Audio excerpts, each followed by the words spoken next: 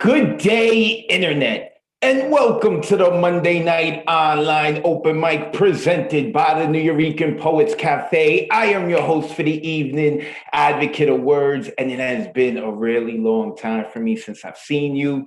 Last week I couldn't do it, so La Bruja hosted. How awesome is that? That the backup is La Bruja. Like, how awesome is that? So I'm really sorry I missed it, but I knew you were in good hands. Shout out to La Bruja. If you don't know who she is, you can check her out on Twitter and Instagram at La Bruja NYC. And for those who don't speak Spanish, who don't understand Spanish, it's not Bruha, it's Bruja. La Bruja NYC. Check her out. Much love to her. Thank you. So, yes, tonight, we are back on schedule every Monday at 8 p.m. Eastern, 5 p.m. Pacific. We are here. We are streaming live on Facebook and YouTube. In fact, for those of you who are on Facebook and YouTube and watching us right now, you can join us on Zoom. In the bottom left-hand corner, you'll see the number 279-995-364. Or if you're joining us on YouTube, what's up? You can come join us on Zoom as well. This is our 32nd episode, our 32nd show, and that is much in part thank you to the National Endowment for the Arts, the New York State Council on the Arts, New York City Department of Cultural Affairs, Amazon Literary Partnership, and the New York Community Trust for sponsoring our free online events. You too can support us with a tax-deductible donation at nuyeurekan.org/contribute, or you can send money to us on Cash App, New Eurekan Poets Cafe, and on the Instagram for the New Eurekan, they had recently released a thank you to some of the people who donated the past month, and I saw some of your names, so I really appreciate that. And yeah, my information is there if you want to follow me on Twitter and Instagram. But if you have been following me lately, mostly I am just talking about how my son won his Little League World Series. He was the MVP. He was fantastic. So the next thing we're looking for, he tried out for a travel baseball team. Only 5% of the kids who try out get in. November 23rd, we're going to know. So cross our fingers. So, okay. Also, we have themes here on Monday. Tonight, our theme is first time/last time. I'm going to get back to that. Next week, we have appreciated gifts, all right, on the 23rd. Appreciated gifts, which is the day we find out if my son made the team. After that, darkest winter. We're going to get a little dark, maybe a little depressing or heavy or whatever. So we've been keeping the spirits up, but every now and then, we got to let it out, that darkness, let's play in the darkness. It's a little fun and scary, but whatever. I'm a tormented artist. Then December 7th, no theme. It's been a while since I've given everyone a break from themes. No themes. We'll see where it goes. And then December 14th, a new language. All of that is on my Instagram if you will follow me. So we have 25 people who are guaranteed to get on our open mic list. The first 25 who signed up get on, and I think I have covered everything. And we do have some people on the waiting list. Those of you in Zoom, make sure that you open up the chat, because I am going to put the list of who is on the 25. We also had 3 people who at the last second had to bow out who were on the list. So 3 of you from the waiting list are definitely guaranteed to rock tonight. So, and shout out to Chris Lopez, who helped put this together, man, behind the scenes. He just got his certificate or graduated. I think it was that now he's like an official professional coder and whatnot. So I made the joke with him. I told him now he's going to go to Facebook and read all of my messages and stuff like that. But congrats to Chris. So that probably means at some point he's going to leave, man. Everyone's doing bigger and better things, man. So we appreciate them. All right, let's get into it. Poets, you have 4 minutes to share your poems. We have a lot of people on the waiting list, and I am quite verbose, especially since I haven't seen y'all in a while and I've spoken too much. So our time is limited. 4 minutes to your poem or poems. Then we're going to want to ask about where the people can find you, because we're building community, and then we're going to move on. First, we're going to Nick Paleologos. Now, also, after our poets perform, I'm going to ask everyone to unmute themselves. At that point, we ask that you clap and make some noise, be real belligerent and obnoxious with your neighbors. Obviously, I don't care. I don't live where you guys live. Nick, what's going on, man? How are you, brother?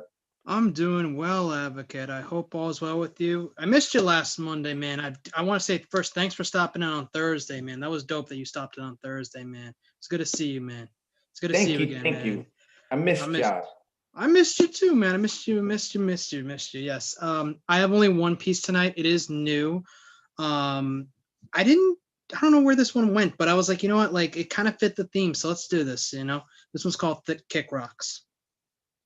We used to kick rocks down the old alleyway when we were young. We were 10 and 9, respectively. We would pass the old graffiti on the way. It was a mural of Biggie Smalls. Now it's just a storefront that sells phones. That was the first time we met. We were 16 and 15, stole 40s from the liquor store, Old English 800, chug it like it was water, kicked rocks down the alleyway again, talked about our futures or lack thereof. You wanted to be in the army like your dad. I wanted to be a punk guitarist. When graduation came, we parted ways. We had gotten into a fight about war and politics. We separated, and now I kick those rocks down the alleyway all alone. Last I heard, you were a general. A rumor told me that a year later you were dead. I went to your wake to confirm, and it was time to say goodbye, send you off with a salute at the funeral. That was the last time I saw you. I wish we could have made amends and thanked you for your service. I'll never get that chance to do that in person, thanks to the forces beyond my control. In peace. Nick Paleologos opening it up. Let me unmute everyone. Make some noise for Nick. Good heart. Go, Nick! My boy. Wow. Mark, great job. Thank you so much. Very personal. Thank you so much. Nick Paleologos, always cutting his heart in half, letting it bleed out for our enjoyment. Nick, where can the people find you online, brother? You can find me at The Real Nick P. I also have a Cash App, $ Paleologos, and also I am also working with Miro and many others on a book about environment and climate change. So I'll drop that also in the chat too as well. And we look forward to seeing more submissions. And I'm looking forward to an awesome night of poetry, guys. Thank you so much, everyone. Be safe. Thank you. Thank you, Nick. Nick Paleologos, a mainstay here in the Monday Night Online Open Mic. He's going to put his info in the chat. Those of you who are on the list, I'm going to be asking you the same thing, so have that ready. Now, we do have a waiting list, so if you got a confirmation email and you're with number 26 or higher, you were on the waiting list. Actually, 26, 27, 28 are going to be on. So if you're 29 or higher, you're on the waiting list. We try to get to the waiting list. Also, like I talked about earlier, we talk about themes. Usually every Monday night we have a theme. Tonight is first time / last time, and that is courtesy of Chowdhury. Where it about to unmute Chowdhury. Here we go. I mean, calling by last name, my shit. You know what it is? I'm calling you that because when I see your name, I'm always trying to practice your last name. That's why I think I was calling you by your last name. So how are you? The theme for tonight is courtesy of you because I asked you because you are always checking in and giving love to the poets and you hardly sign up. I think it's been months since you shared with us. So I just want to say thank you and put you on the spot and tell the people where they can find you online and why you chose this theme. Oh, I love stories. I love hearing people's stories, and all of these people are so amazing, and I know you guys have so many stories to tell, and so I wanted to pick a theme that would bring out more of those stories. Awesome. And where can the people find you online if you want to be found? It's up to you. Well, my Instagram, some of them have found me. I'm Earth Warrior Angel. I'll put it in the chat. Awesome. And thank you so much for letting me be able to take part like this. Oh, of course, you keep giving us love and support. I appreciate it. Thank you, Mashid. That was Mashid. Make sure you check the chat. The info is going to be up there. So let's move forward. We are going to bring up now the illest wingman of the Monday Night Online Open Mic, and that is DG Clearing, who always gives up his time for like a charity or cause. I appreciate him. DG, how Advocate of words, it is so good to see you. I'm glad your health is better. I was a little worried there. So I have one poem for you tonight. Hi, my name is DG Clearing. I am one of the pandemic poets. There's about 25 of us that have been together as poets every Monday and Thursday on Zoom at the New Eurekan Poets Cafe, almost since the beginning of the pandemic. During this time, we have told truths, uncovered lies, exposed secrets, lusted, laughed, and cried. We have shared our loves and hurts and pains. This defines who we are as a community and the keepers of consciousness. We are the pandemic poets of our time. This is the first time, but not the last time I will say that. This is the pandemic poets. What are we? The pandemic poets, writers of thoughts, tellers of truth. What are we? The pandemic poets, searchers of souls for secrets not told. What are we? The pandemic poets, friends among friends, we laugh and cry. What are we? The pandemic poets, recorders of histories so not to be lost. What are we? The pandemic poets, sharers of love straight from our hearts. What are we? The pandemic poets, interpreters of pain and sorrow as you cut yourself with the jagged edge. What are we? The pandemic poets, warriors of words, slayers of wrong.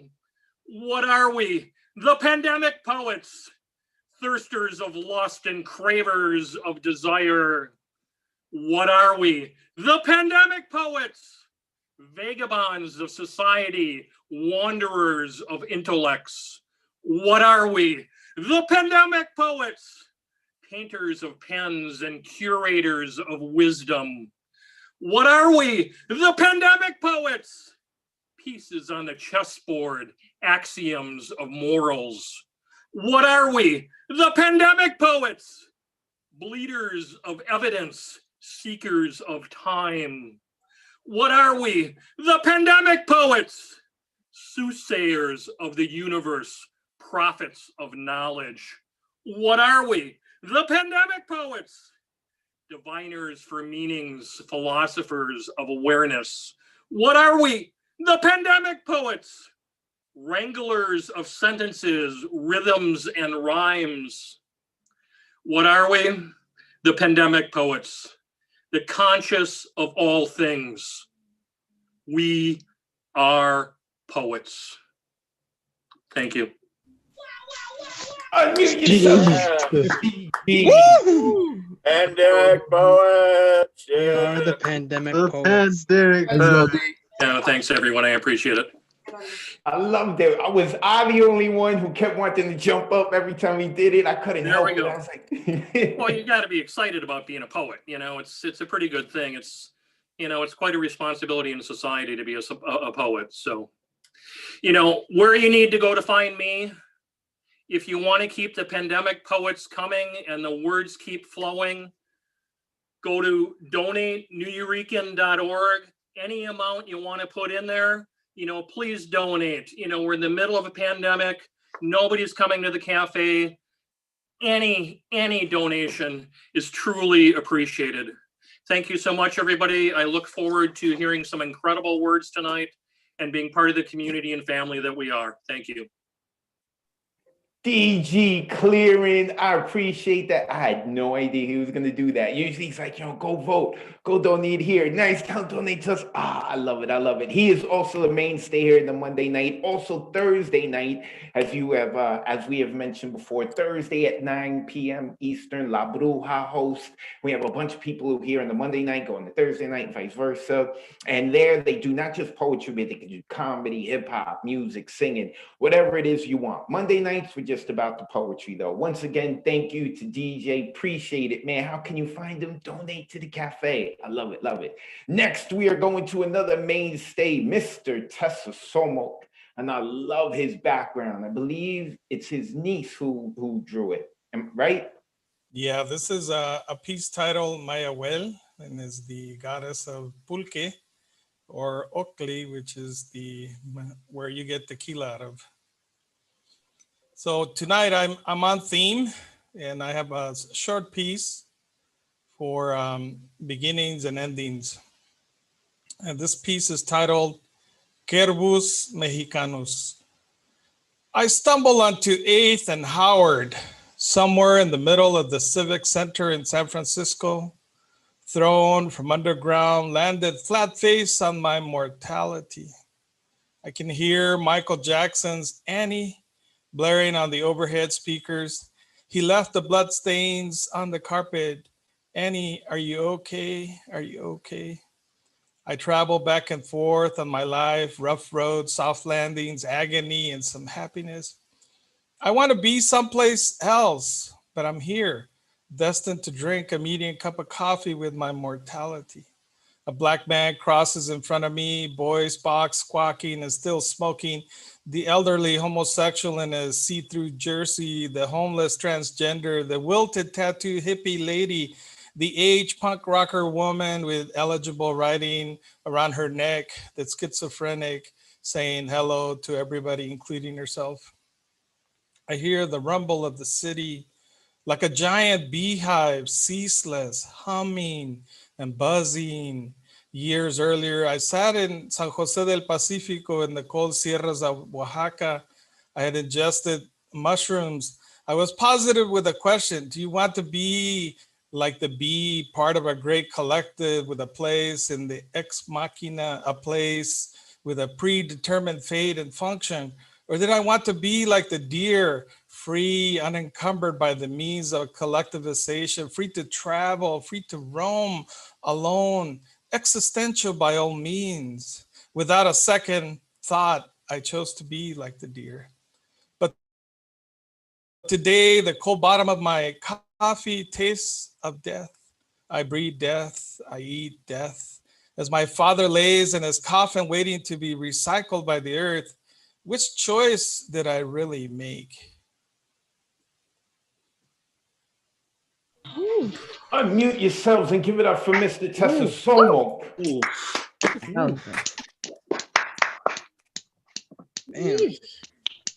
Thank you, guys. The storyteller. Hold on, let me mute everyone and unmute Mr. Tessasomo so we can hear him one more time. The storyteller. I just kind of drifted off, man. I didn't want it to end. I was like, wait, answer it. Where's the next chapter? I love it. Mr. Tessasomo, where can the people find you online, sir? Awesome. Thank you, everybody, for great feedback. I want to put out a shout out to Mr. Marronquin for his last performance. That was an awesome job, and I was really happy. And you can find me at Gashes 2019 on Instagram, and on Facebook also as Gashes 2019 for my book. Thank you. Thank you, sir. Make sure that you put that information into the chat. Mr. Tessasomo. Love it, love it. Okay, next coming up, we have Ray Jane. Ray Jane.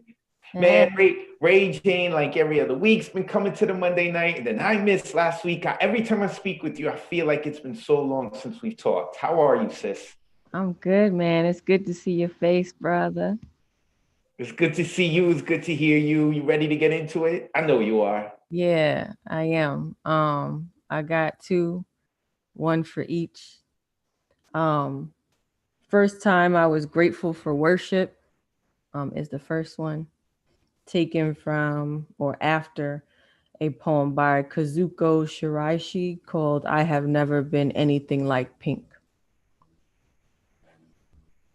The road where I finally became a woman is made of silence and religion, heavy with it, drenched in whispers of fullness, of forevers on horizons, of freedoms too big for feminine fancy. I learned how to be seen, turned my protest just so, lined my slip with it, and crossed my legs.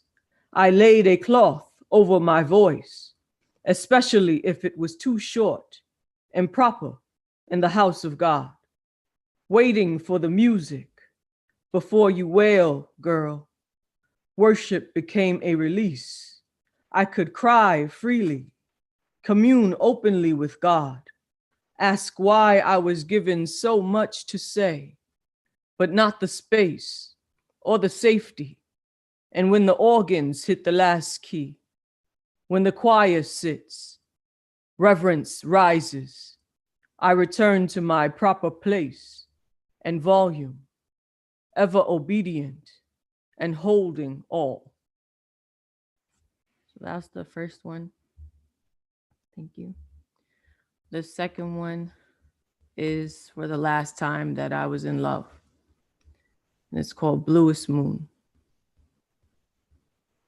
I would summon my greatest fire for you, extinguish you because I have to. Something in you calling for me, I be banshee, calling your dead passion, beckoning it to rest squarely into my chest. I think we breathe the same air. Your frequencies stay freaking me, your attitude like gratitude I can stand. Under your amplitude, just a little rude, but I like that. I like that you bite back, sharpening your consumption, pouring new inside me. Yeah, that too, but it's bigger than me and you. I would have to be so unmistakably true. I feel pulled to you. My poles no longer opposing each other. I've flipped. Trading my negatives for your positives. I'm positive, but I cannot say. I dare not spoil it. Surprise, I think you're it. No fan of fiction feelings. I don't believe it, but really I do. If I let myself be true, you'd always know that I'm always thinking of you. But you live on the other side of the moon. Thank you. Give some love to Ray. Ray Jane, you did it again. Absolutely beautiful. So thank you. Love you, Ray. Loving that song. Love you too. Love it. Thank you. Thank you, Ray. Thank Dope, you, dope, guys. dope. Ray Jane, too many quotables there, man. What a way to end it, too. I love it. I love it. Ray Jane, the people want you to do voiceover. So if there is anyone in voiceover management that wants to find Ray Jane, Ray, where can they find you? You can find me at itsrayjane.com. There's a link to my Instagram, which is also on the top here, 3_4 clairvoyant. There's a link to my blog and also my SoundCloud, where you can find, I think we're up to 60 recordings of individual pieces of poetry. So if you want more, it's there. I'll also put it in the chat. Thank you guys. Submit to the book about nature. Submit. Okay. 60 recordings. You have 60 recordings. It's rayjane.com. Go check it out. Thank you, Ray. No doubt. That is Ray Jane. Love having Ray on. I mean, we all know Ray now, but in the beginning, right, before we all knew Ray, she would come on, she'd be like, hi, everyone. I'm really this. And then she like, and I took the God by the neck and slammed it to the ground. And what the heck is this? It's fantastic. It's rayjane.com. I love her. I love her. So we keep mentioning this book, Miro. I know you're on the list. Make sure you email me the flyers so I can put on my Instagram. But right now, we are going to take a break from the open mic and go into the Skiff verse. Wait a second. I don't see Paul Skiff. Am I missing him? Am I missing where Paul Skiff is? I don't see. Wait. Catherine's saying he's there. Paul. Oh, I see Paul, but let me ask to unmute him, see if he's there. Paul, are you in front of your computer? Oh, there. Yeah, I'm here. Sorry. Okay, cool. Because I didn't see the video. I got concerned. I was like, wait, where's Paul? What the heck is that, Paul? We are not in this Skiff verse. Where are we? They took away the universe. It wasn't a choice to be had anymore. I don't know what's going on at Zoom. They're feeling uncharitable, or they wanted to mess with my brand or some shit like that. They're messing with the brand, but it looks like it's like a bunch of letters that collapsed on each other and they're coming in and out of dimensions. And I don't know what it is, man. I don't know what it is. It's the word verse, you know. Oh, we are not in the Skiff verse. We are now in the word verse. Man, Paul, you just done next level. All right. At least you're here, though. You know, everybody missed you last time. I'm just hoping, it wasn't like you were feeling so bad about the outcome of the election. You went to some Proud Boy pity party or something like that.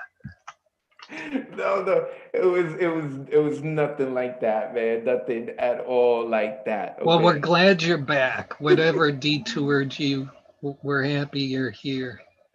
Thank you. I'm happy to be back. So, all right, I'm gonna mute myself. Get into it. All right. I get to follow Tez and Ray. That's I feel sanctified. I'm not on theme, so it's kind of still lingering sentiments from the past couple weeks, I guess. This is congratulations, political stupidity. If only you had disowned that behavior, abandoned behind the century of depraved bureaucracies, behavior that flatters your despair, behavior that flatters your despair. Love of blame. If only you had left behind in the century of depraved bureaucracies your love of blame. I will not slice open veins of what I know as a reverence for your belief. Next to the minus sign in your values, I will not pose as what you mean. I witness with what you fill your children, shame and obedience, but you fail to spook the ones who feel no boundaries, skeptical hearts of their vicious joy, territory that swallows you. Their mayhem is offspring of your vindictive lesson plan. Your righteousness is monumental. Your righteousness is monumental, but out from beneath the conceit of decorous weight, I step. There is no greater boondoggle than the quantity of life withheld from your caricature of me. In its rush to the garbage heap, I overheard what your instrumental magic said regarding the disposable rationality of fools. And yes, you could have guessed this all.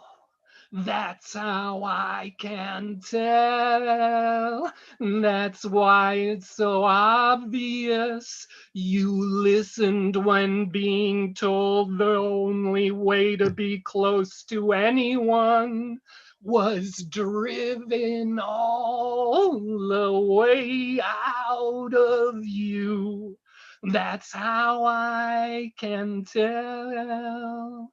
You listened when being told the way to be close to anyone was driven out of you. And always,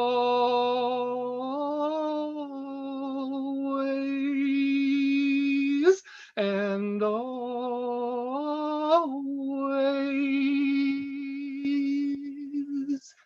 death. Your main dimension, political stupidity. Your main dimension, death. you make proliferate and visible. I spit the bless of the world upon your parched being. I spit the bless of the world on your parched being. Loathing and jubilee, loathing and jubilee, like warm light and wind will through the hollows of your dead heart scream joy.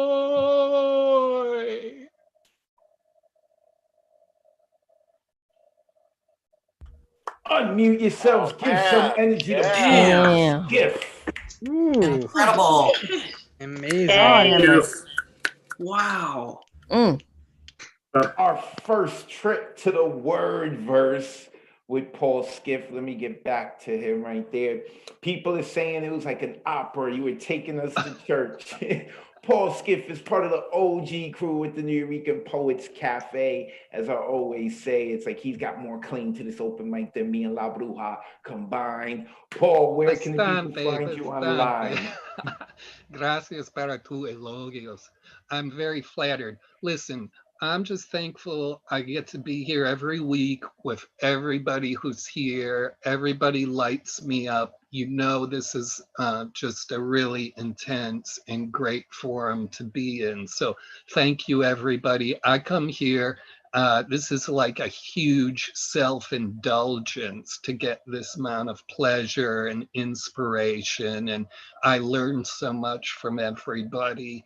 And I just, I'm giving praise to the founders of the cafe who opened the physical front door of the place back in, what was it, 88 or 89. Once again, they were motivated by the passing of Miguel Pinheiro, and we shouldn't forget all these people. They are the shoulders we are standing on to be here today. Amen. Paul, stay taking us to church. PaulSkiff.com. Make sure you check him out. He's always putting goodies up on his site. Thank you, Paul, as always. Real quick, because I know we got some people who came in late. This is the Monday Night Online Open Mic presented by the New Yorican Poets Cafe. I am your host, Advocate of Words. If you want to follow me on Instagram and Twitter, you can at Advocate of Words. We do this every Monday at 8 p.m. Eastern, 5 p.m. Pacific. We stream live on Facebook and YouTube. In the bottom left-hand corner, if you want to join us on Zoom, that's the number 279-995-364, 279-995-364. Thank you to the National Endowment for the Arts, the New York State Council on the Arts, the New York City Department of Cultural Affairs, Amazon Literary Partnership, and the New York Community Trust for sponsoring our free online events. You too can support us with a tax-deductible donation. You can go to nuyorican.org/contribute, or you can contribute via Cash App, New Yorican Poets Cafe. Okay, let us get back to the poets, because that's what we're here for. Generalissimo. Let us see where generally I saw him. There he is. Wait a second. What back? The Waffle House, man. I could go for some pancakes. I don't know about waffles. How are you, sir? I'm doing okay. How about yourself, sir? I'm good. I'm good. Now, the closest Waffle House to me is 416 miles away from them there pecan waffles that I want. So it's a bit of a drive and a lot of gasoline money. So it ain't happening anytime soon. But I've got 3 poems for you, so let me roll through them real quick. Hold on. First is called Whirlwind. When a romance starts as a whirlwind, a kaleidoscope of autumn leaves can rise into firmament, forming airborne eddies, creating previously non-existent rainbows. All winds eventually die down.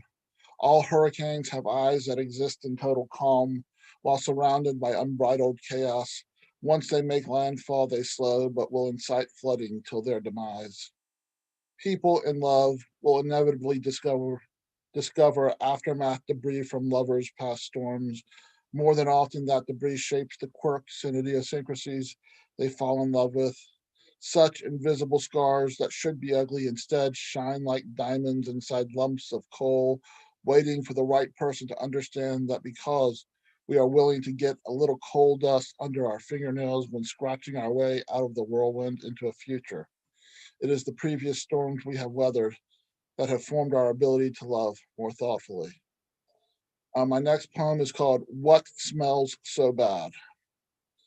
There is an odor in the air. It decided to creep into the atmosphere. It could be a sensory memory trying to trick my brain and ruin my day. I remember the first time I tried moonshine.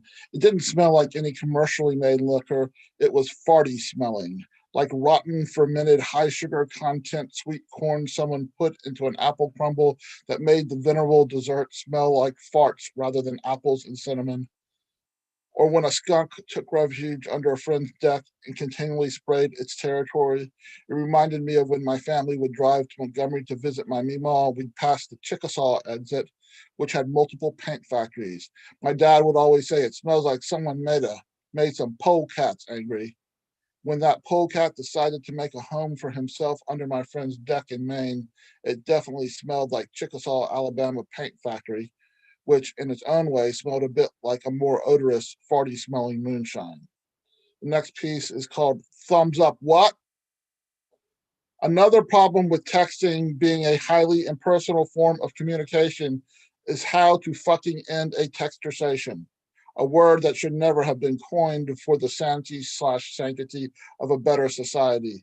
The thumbs up Facebook icon/emoji has become a tool of positive reinforcement validation last wordism, a way to falsely say, way to go, or attaboy, when you actually want to scream, I'm bored out of my balls with this conversation, which is technically not a conversation because you're texting.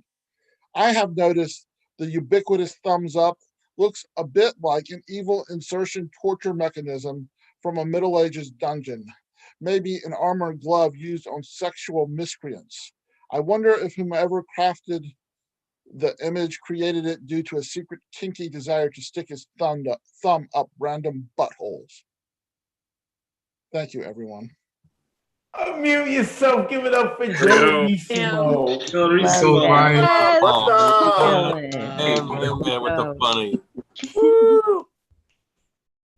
Woo! I was about to talk about that second poem, but that third poem, that last poem, wait, where is he? I lost. Okay, let me unmute him one more time. That last poem, that was hilarious. And what added to it is, there you go, you're unmuted. What added to it was like you had this deadpan. You were just so serious about it. Like, I don't know if I could have said that poem with a serious face.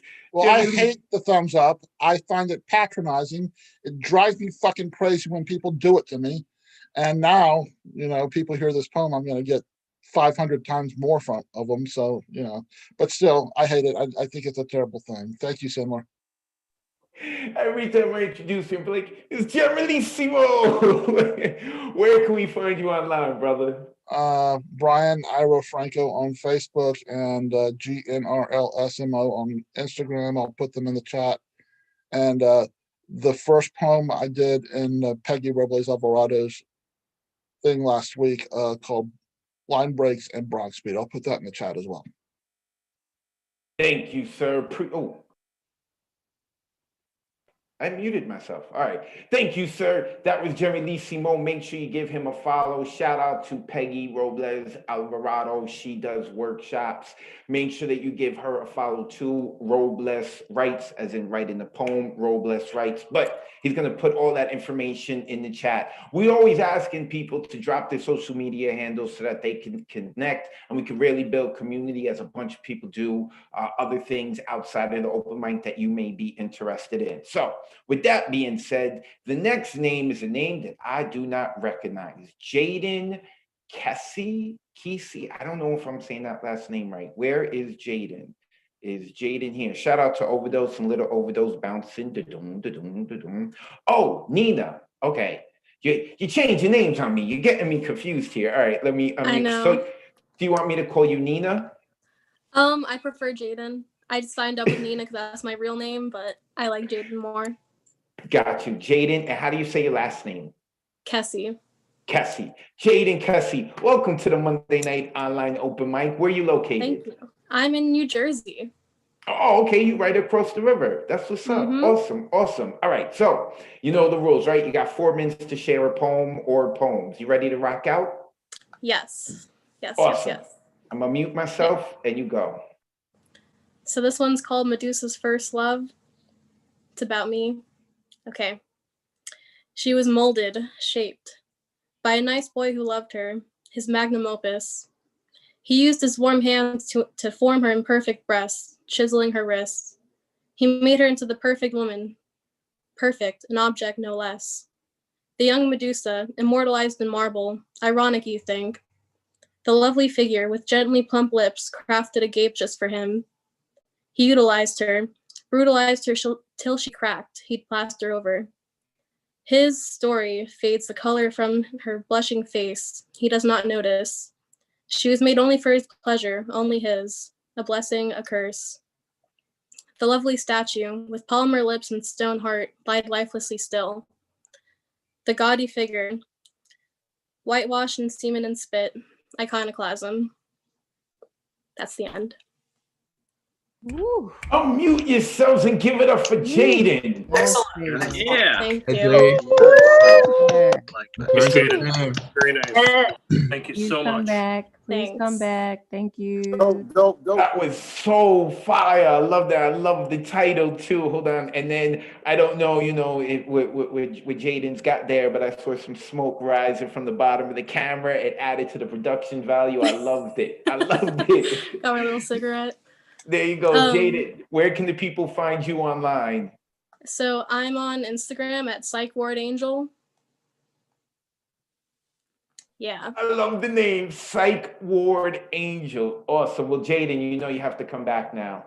Okay. Oh, I will. Thank you for having me.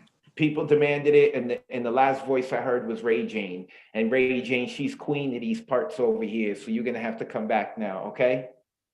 Thank you. That was Jaden Kessie. Make sure, Jaden, you put the information into the chat as well, the Zoom chat. You know us people, we're lazy. We like to copy and paste, man.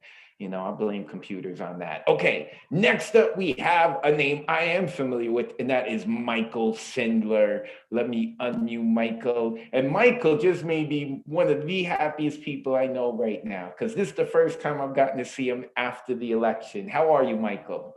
I am good. Yes, is it really after the election yet? We haven't got a concession. I'm from South Carolina, so I'm getting this whole 1861 vibe going on. But I didn't jinx that. We'll take it out. We'll go back. We'll edit the video when it uploads. We'll edit the video and take it out. Or something. Yeah, but okay. I actually was not on things. I had to scrape around here to find stuff that was actually on theme. And for the first one, actually is sort of exactly on line with what you're saying. This is 40 years old, this poem. It's called Optimism. My cat killed its first mouse today, a triumph against pestilence. Perhaps Reagan won't be so bad either. So as you can tell, that one didn't age all that well. And here is my second. I'm going to try and do two first and two last. This one is technical. It's first step triolet. First step to being a writer, improving your eavesdropping skills. Dialogue will get much tighter. First step to being a writer, don't be afraid of the fire. When something you hear gives you chills. First step to being a writer, improving your eavesdropping skills. And moving to the last here, this is Farewell to Earth. With every mile, I miss you more. This face I will not see again. You contain all that I adore. your liquid face, your molten core. With every mile, I miss you more. Within my heart, I feel you spin. With every mile, I miss you more. This face I will not see again. And last, this one's for my mom. It's called On My Phone. I have a picture on my phone of my mother as she's dying. I'm glad she was not alone. I've got a picture on my phone as she's transcending flesh and bone. To this call, there's no replying. I have a picture on my phone of my mother as she's dying. Okay, thank y'all, folks. Unmute yourselves. Give some energy to Michael Sindler. Oh, Michael. Thank you for sharing that last one, Michael. That was so to the heart. That was awesome. Rest in peace. That was like a full show unto itself, even though it was short. Like, you took me in so many different directions with your different writing, and then, like, you know, first step to being a writer, you're taking me over there. Like, you know, we doing like these salsa steps that I thought I knew how to dance, but I don't. Like, Michael, we still we still running from the feds. Laying low, man. Keeping low profile. Got you. But we can find you back here next week, right, sir? You can find me at open mics. If you run around the world to open mics, you'll probably run into me, at least one of them. But mainly here, this is the best. Thank you, Michael. Appreciate you so much, man. That is Michael Sindler. That's right. You guys make the host feel good, man. I work harder for you. And I also love Michael's background. We talk about everyone's background. I love like those like, I don't know what they are. They're like human figures screaming. It looks like, I'm a tormented artist. That's what I see. Okay, next coming up is Miro. Let me unmute Miro. I'm loving it. Oh, you're looking like very poetic today with like the black mock turtleneck and whatnot, right? Like, it's actually forest green advocate, but you can't really tell in this light. I'm sorry. We looking good. Also, please, Miro, make sure my email, advocateofwords@gmail. Send me, because I can't get for some reason I can't Please, advocate, do not flirt with me in front of everybody. My God. I was trying to be smooth, man. I was trying to be smooth. But yes, so if you've heard earlier, we were talking about you can try to get your poems into a book. Miro's the one who's doing it. So what we're going to do first is we're going to hear Miro's poem. We're going to give her love, and then she's going to talk about the book that you can get into it. So go ahead, Miro. All right, thanks, advocate. So for once, I'm actually not on theme. It's been a couple of wild, crazy weeks. I'm going through some pretty large transitions that I'll talk about at another time. So I'm going to do an oldie but a goodie. Some of you have heard this one before, but I haven't performed it on a Monday night yet. And it was inspired by this painting that I have just sent the link to the chat. So if you guys want to pull that up and follow along.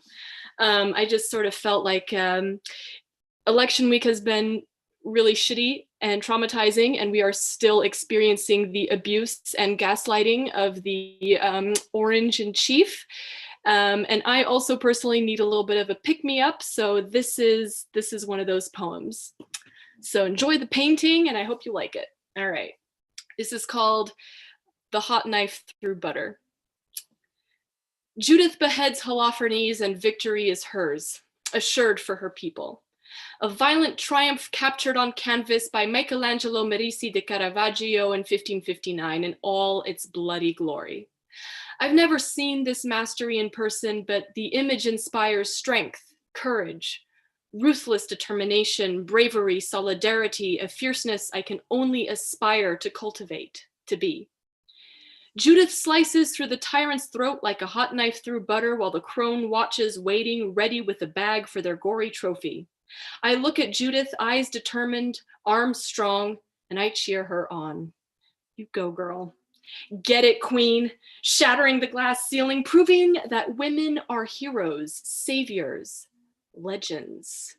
But when I look at me, I struggle to see Judith, undaunted, focused on glory. Instead, The woman looking back is a wannabe.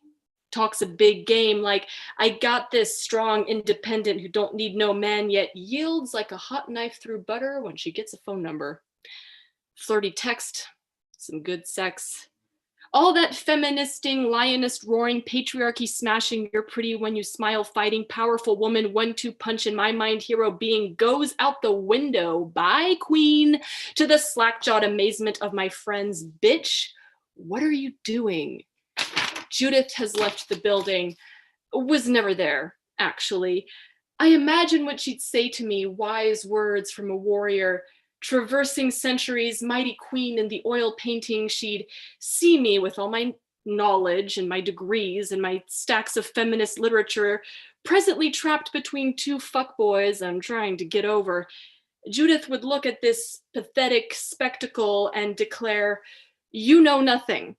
Because if you did, you'd go on living, breathing, thinking like before these fools ever darkened your door. You'd focus on what matters. You'd continue the work you started to heal, grow, and bloom anew rather than fantasizing, romanticizing these fuckers who take 3 days to reply to a Snapchat. Wake up, girl, read a book, write some poetry, and pay no mind to these buffoons of the patriarchy. That's right, you heard me. Quit planning your wedding and picking out curtains, invest in a little dignity and choose you first. As she lobs off the head of her attacker, her blade like a hot knife through butter. Thank you. Yes. Give it up for Miro. Man. Oh, Hot knife. oh my God. Wow. People should use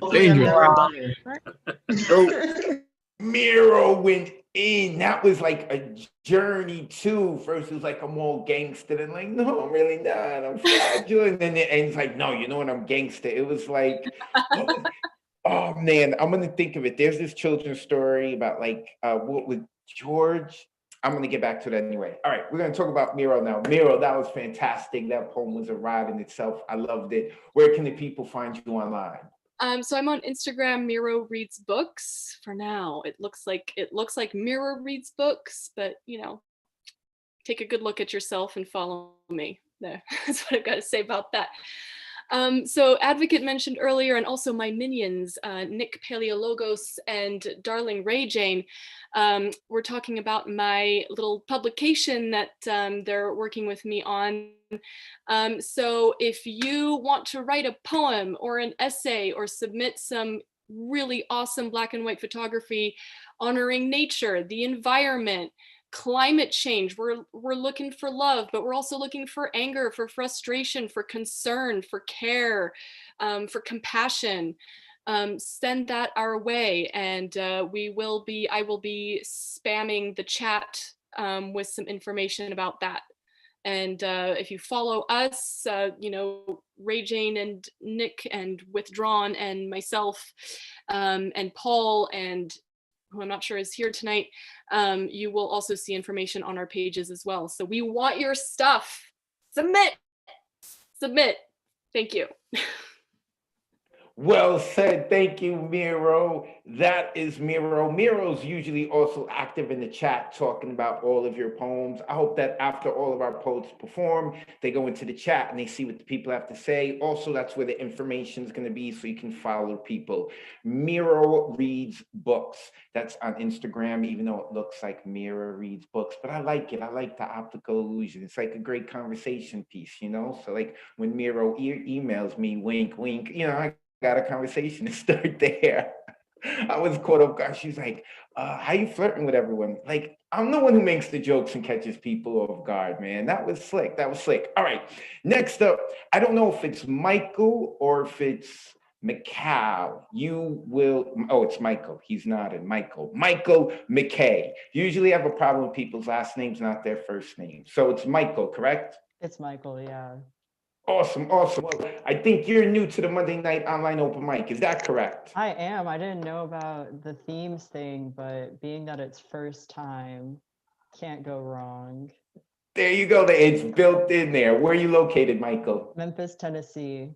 Oh, you're out in Tennessee. Okay, you're out there. All right, cool. That's what's up. All right, so you ready to get into it?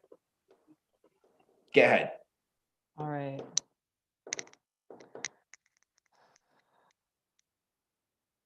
They feared the light of creation would burn out their irises. On a receipt from the pizza shop I worked at, customer licks the edges of my collar to taste how transness feels. In their palms, baby birds dissolve into their own fingers, shaking, no more afraid of the light than their own paratesque speaking, hard words lurking the wrong-shaped corridor, leading our God to the theater. Like you've got something to hide, trans actually stands for transgression and transience and transcendence, all the other things that keep parishioners in church afraid of new hymns. And then the next one is to write a good song with the pressure and bouncing.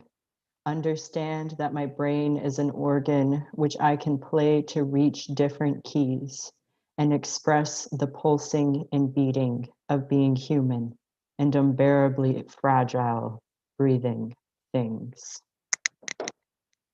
I'm done. Unmute yourself. Give it up for Michael. Lovely, Michael. Thanks. It's beautiful. Way to go, Michael. Really good, Nice read. Nicely Glad done. to hear it. My man. Good doing it, Michael.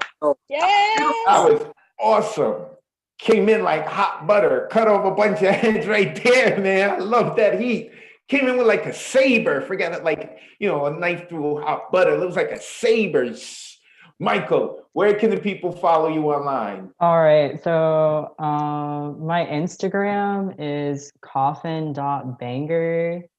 And then I also have a Tumblr that's has more poetry on it, but I'm trying to release a chapbook soon. So definitely follow me somewhere so you can get a hold of that if you want. And I'll put it in the chat.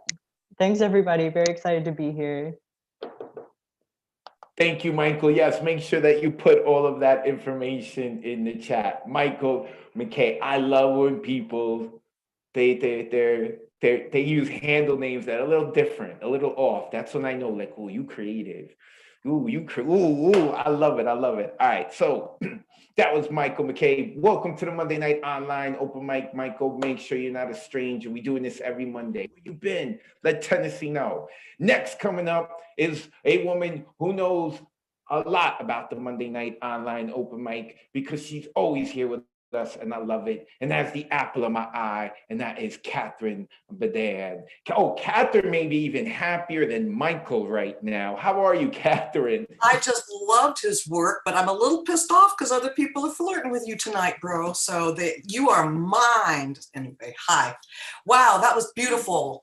Less is more. And, okay, so I actually wrote something tonight. And on theme, and they're vignettes, and it's not super short, but it's not super long, and it's called First Time, Last Time. The first time I tried cocaine, I immediately hated it. The sharp twang of the medicinal burn in my nose, the slow drip of the drug making its way from my nostrils down into my throat, the numbing of my mouth, my lips, my teeth. All the musicians I knew who gave it to me did it non-stop. Snort, snort, snort. Then they'd expect me or some woman, any woman, to give them a blowjob. And the next morning, they'd all act like little bitchy girls on the rag. I tried it about 3 times, and every time I had the same sensation. It never did too much for me. And frankly, I'd rather have had a cappuccino with cinnamon, heavy on the foam. The first time I tried a male psychiatrist, I immediately hated him. After all, he was a man and he was a chain smoker. So why did he suddenly know the right answers for me, the right guidance for me, the right analysis for me? Stuck behind incredibly thick glasses he kept pushing up on his nose, I could feel his repressed anger and frustrations. After all, he was donating his time to me for free at the West Hollywood Clinic. But was he really there for me? His blank stares made me think not only didn't he give a shit, but being a man, he couldn't even relate. And no, unfortunately, he wasn't gay. He never did too much for me, and frankly, I'd rather have had an ice cream cone, chocolate please, with cinnamon. The first time I saw a porno film, I thought it silly and immediately hated it. The fakeness of the orgasms, the overinflated boobs and steroid-enhanced dicks. Was this supposed to turn me on? Did men really need this gratification, objectification? I guess so, but I don't get it. Still, I imagine men require that sort of overbearing stimulation, a fake way to achieve intimacy. Well, a fake everything. I ended up watching quite a few pornos, if nothing else, just to educate myself. And the only porno film I ever really liked was Behind the Green Door.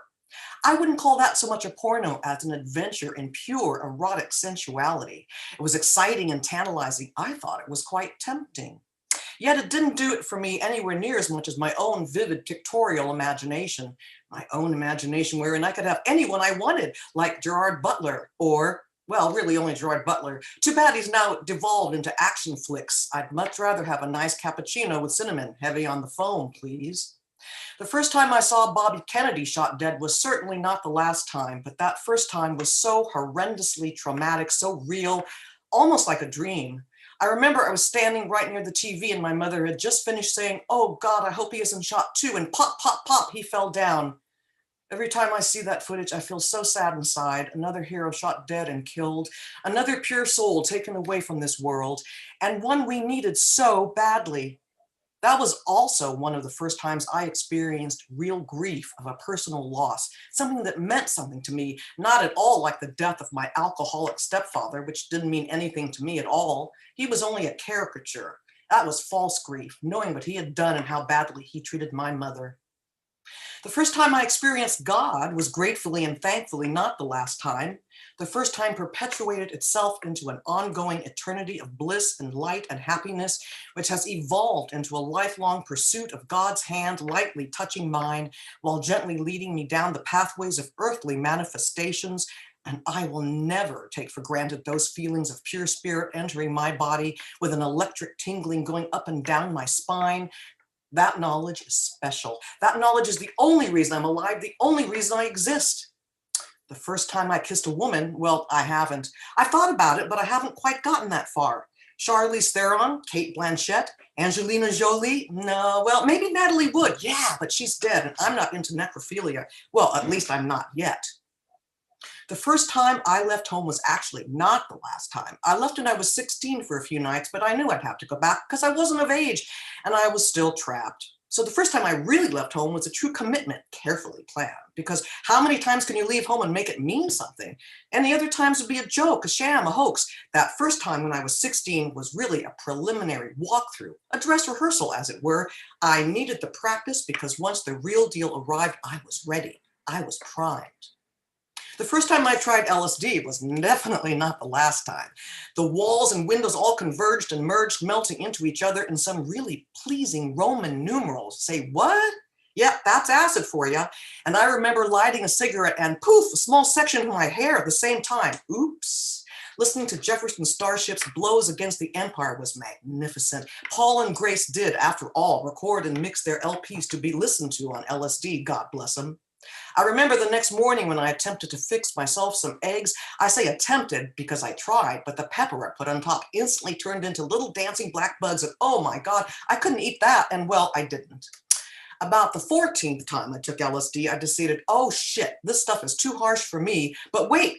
Then I discovered magic mushrooms or psilocybin, and eureka! Suddenly I'd found heaven. Sweet shifting Musha prints abounded. No more harsh come-downs, just a gentle re-emergence into physical reality.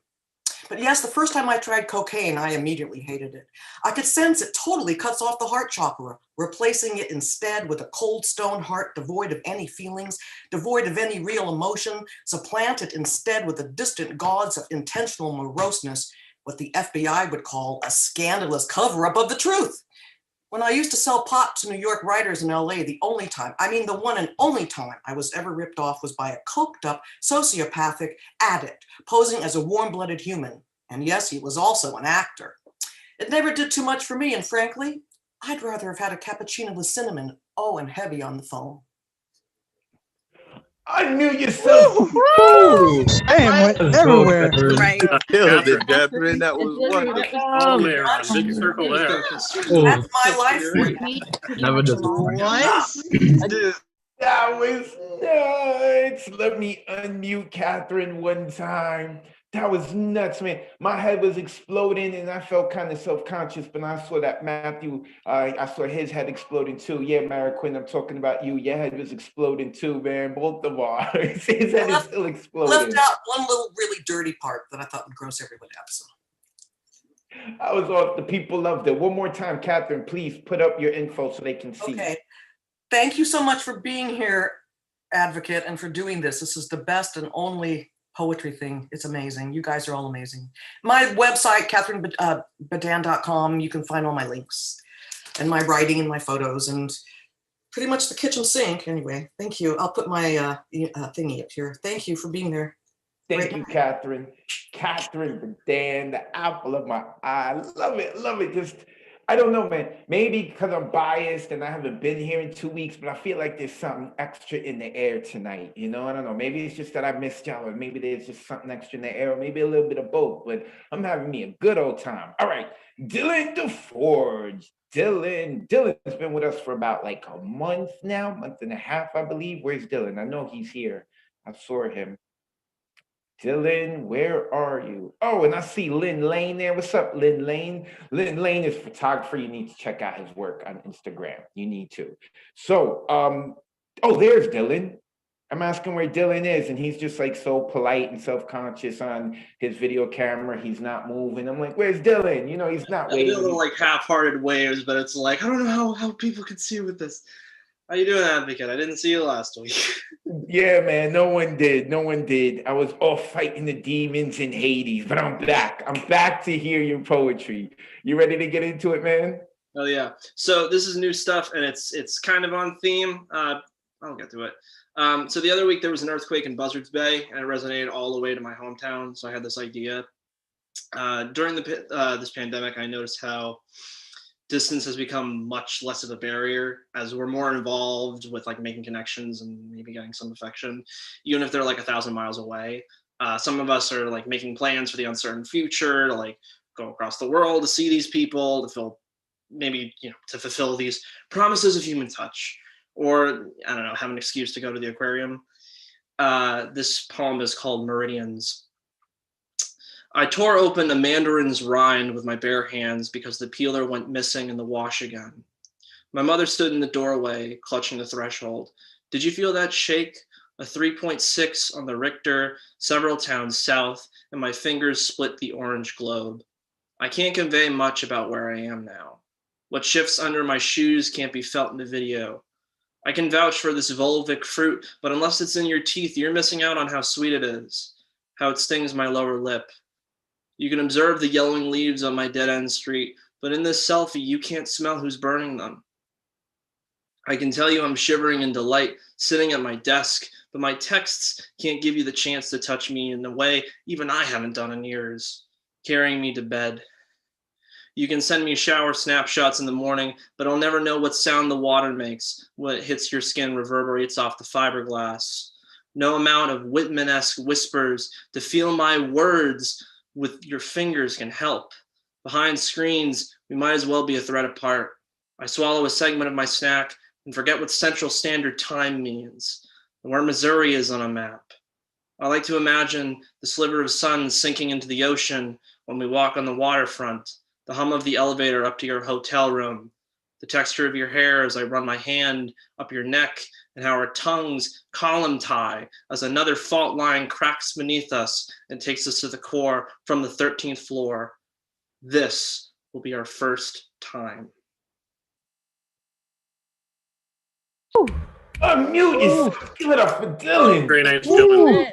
Very nice. Dylan. Thank you. Wonderful. Beat that, poet. There's so many lines in there. I love so many quotables. I love it. I'm telling you, something in the air tonight.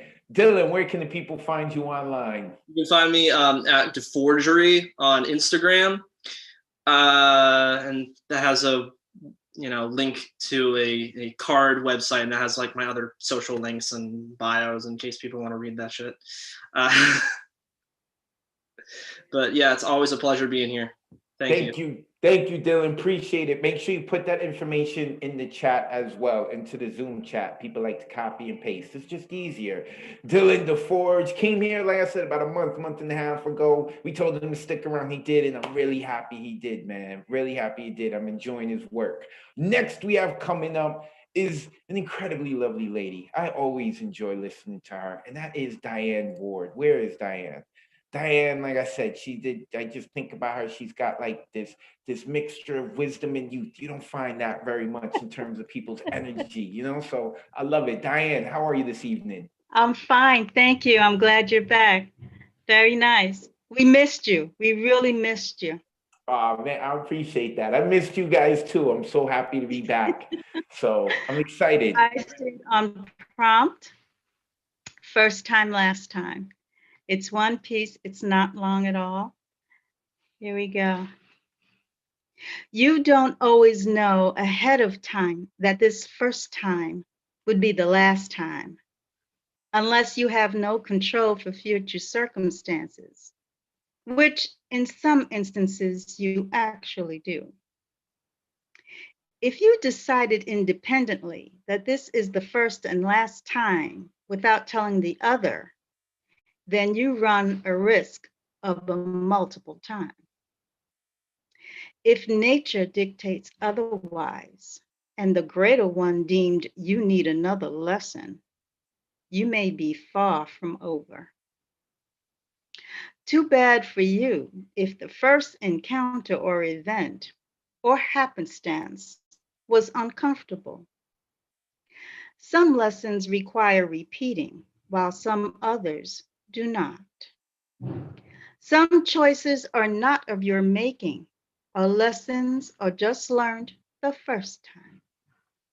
Some relationships draw us to similar destructive types, while dissolve into mistakes, but that flame somehow draws you in again and again. And the last time, this type becomes either an awakening or just under a different name, another lesson. Hope interferes with first time, last time. Religions fan that flame. And again, you decide, allegedly or predictably, or steer off that path finally, till there is actually a last time, freeing you. Believe in you. Trust me, this one first time. Unmute yourselves, give some love. Diane, thank you. Thank you so much, Diane. Oh, that was a great shot there, Diane. I'm glad you shared that with us. Thank you. Thank you so much. Loved it, loved it. Loved how it came full circle. First time, last time. Rashid, I hope you're happy. Thank you for this topic. I'm loving it. Diane, beautiful, love it. And I love your background as always. Like I said, the brick walls. Thank you. You can meet me here. This is the spot. Every Monday at 8 p.m. Eastern, you want to find Diane Ward, you've got to come here. She is heavily protected by Mark Thompson.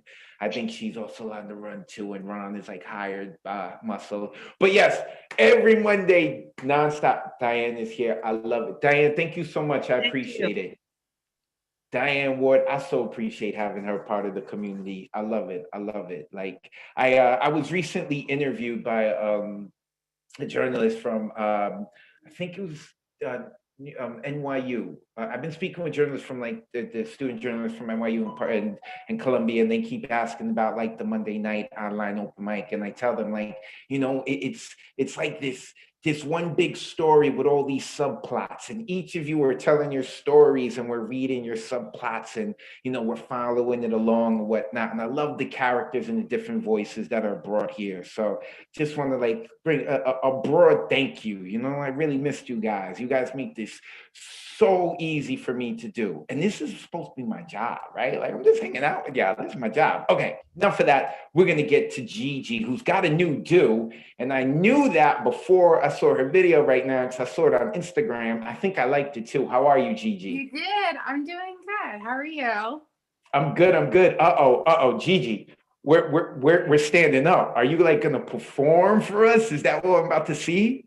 Yeah, I actually have like an angry poem, and I actually never reread poems, but I was sending someone a poem recently and I was like, oh yeah, I do poetry. Here you go.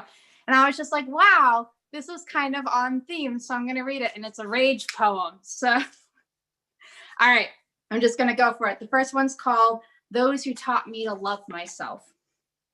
And then the second one is history books. So first one. Her.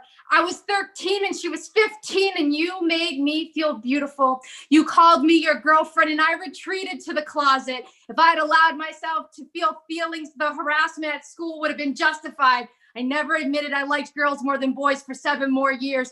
2, him. He was 22 and I was 14 and you were my sister's boyfriend. And I wish confessions of resistance to a parent were met with safety and not with why can't you let your sister be happy? When I found out you died 2 years ago, that cancer ravaged your body, I could finally bury you in the cavities of my brain. 3, him. He was 18 and I was 15 and you taught me that older men don't want younger girls for their minds. They want them for their bodies stacked on top of bodies like cattle at a slaughterhouse. 4, we kissed and you moved away. And I'm sorry I never asked you to be my girlfriend. I was still putting pieces together and you were the part of me where I finally admitted I was queer.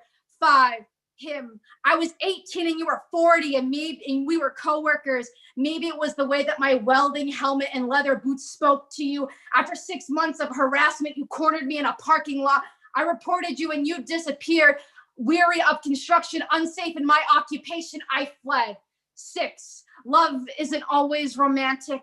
And if you were my soul, and if I had a soulmate, you'd be mine. 7, him. 4 years is not a life sentence. And just because a relationship isn't bad, isn't a valid enough reason to stay. 8, her. You're beautiful and your addiction wasn't. 9, them. Perfection is deception and eyes like oleanders are poisonous. 10, me. Wildflowers don't solely grow on the sides of hills. They can be grown in hearts and lay beneath soil of trauma. And you can bloom when you finally love yourself. And then the second one is called history books. For those of you who don't know, I'm actually in school to be a teacher. So anyways, I live in a section of history not yet written. Unaware of who will be the scribe, the Thoth of 2020. I live in a history book, unaware of the victor, not knowing if I will be seen as revolutionary or radical. I live neatly tucked away between parchment, wondering what the title of the section of the history book will be. The dash on my grave, marking from first to last breath, is the section of history whose name sits in front of me like an admirer, face not recognizable, but familiar all the same. I live in a section of a history book not yet written, in a mere sentence of the history of the world during yet another pandemic, yet another uprising, where politicians stack bodies on top of bodies, cattle to the capitalistic slaughterhouse. Already overlaying on indigenous graves. I live nestled neatly in a classroom where children's voices cover the wall with laughter and rulers and pens fall to the floor, in a middle school bookshelf somewhere between the first and last chapter of American history, hoping my chapter will not be toned down, not be whitewashed, not be heterosexualized. Hoping the title of my chapter that I lived and loved in was called New Beginnings. Thank you. Unmute yourselves, give some love to Gigi. Oh, Gigi. Nice, Gigi. Gigi. Living for it. Nice, very nice. Gigi. That anger. Gigi with Gigi. Gigi with in. People loving it. All right, wait, I lost her. All right, here's Melinda. There we go. Here's Gigi. Let me ask to unmute her one more time. Ooh, told you something's in the air, and Gigi caught it because she brought the fire. Gigi, where can we find you online? So you can find me 2 places. So you can find me at iron_resilience, and that's spelled just as it is. And you, Advocate, made a joke like 2 weeks ago because you had the Z in your name. Actually, I say it's spelled as it is because you had got some cool hair art. It is hair_by_JIJI. Have a good night, everyone. And submit your books, submit your stuff for Miro's thing, and donate to the New Yorican Poetry Cafe.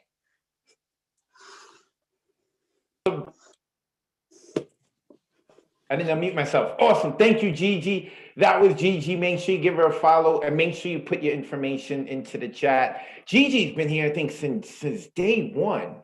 I know there's a couple that she's missed, but she was one of like the first people to sign up and be part of this online adventure with the New Yo. Appreciate her, man. Appreciate it. Like I said, this is number 32. That means we've been going 32 weeks, 8 months straight, nonstop. And another person who's been here, I think, from the beginning, is our wild card, as I like to call him, and that is the Withdrawn. Wait, did you get a new webcam?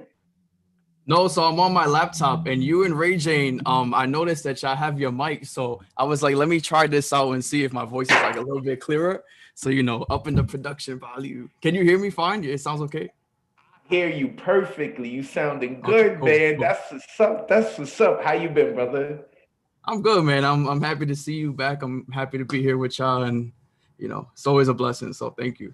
That's what's up. Sounding smooth with that new mic, man. Loving it, loving it. See, tell you about like the storylines, like sub storylines, progression. Ray J got a new mic, and now you got a new mic, man. Like it's awesome. I love it. All right, man. I'm gonna mute myself. Get into it.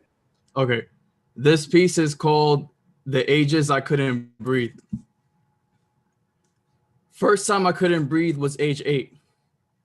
I laughed so hard I had a little tummy ache because mama tickled Sissy and me till we had tears, and man, I swear our laughs in the room that night were enough to hold over any future giggle for the next 10 years. Second time I couldn't breathe was age 10. I self-diagnosed myself and told grandma her apartment was giving me asthma. I mean, I was coughing, had trouble sleeping. One time I YouTube how to wheeze prior to arriving, and I knew I wouldn't be let down because the internet answers everything. My goal was just to be extra, giving mama a reason to really call me a drama king. I begged her to not let me stay over there anymore.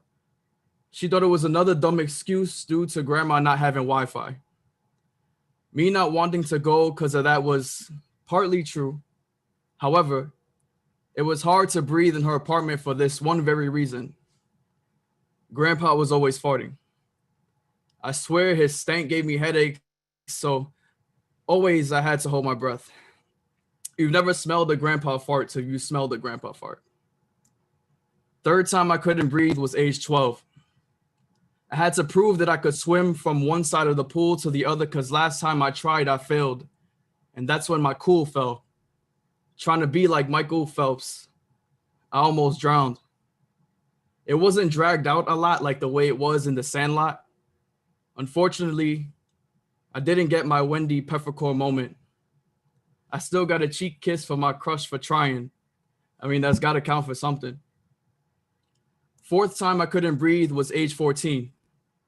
That was when I had my first kiss with the baddest girl in our classes. I made the first move despite her friends saying, she's not into you. I proved them all wrong. Pretty sure they secretly just wanted me. Well, I made the mistake of kissing and holding my breath, which left me gasping for air. That's why I got the nickname Goldfish. You know how in middle school, word travels fast. I thought to myself, 2 more months till my final year ends, then I never have to see these people again. 2 more months. Fifth time I couldn't breathe was age 16. I went to Costa Rica and saw a volcano for the first time. The drive to the top caused some of us to pant. All was good though, and so was the view. I had never experienced the clouds passing through my soul before. That day taught me I didn't need a plane to be in and become one with the sky. It was also the first time I had something like this blow my mind. Last time I couldn't breathe was age 18.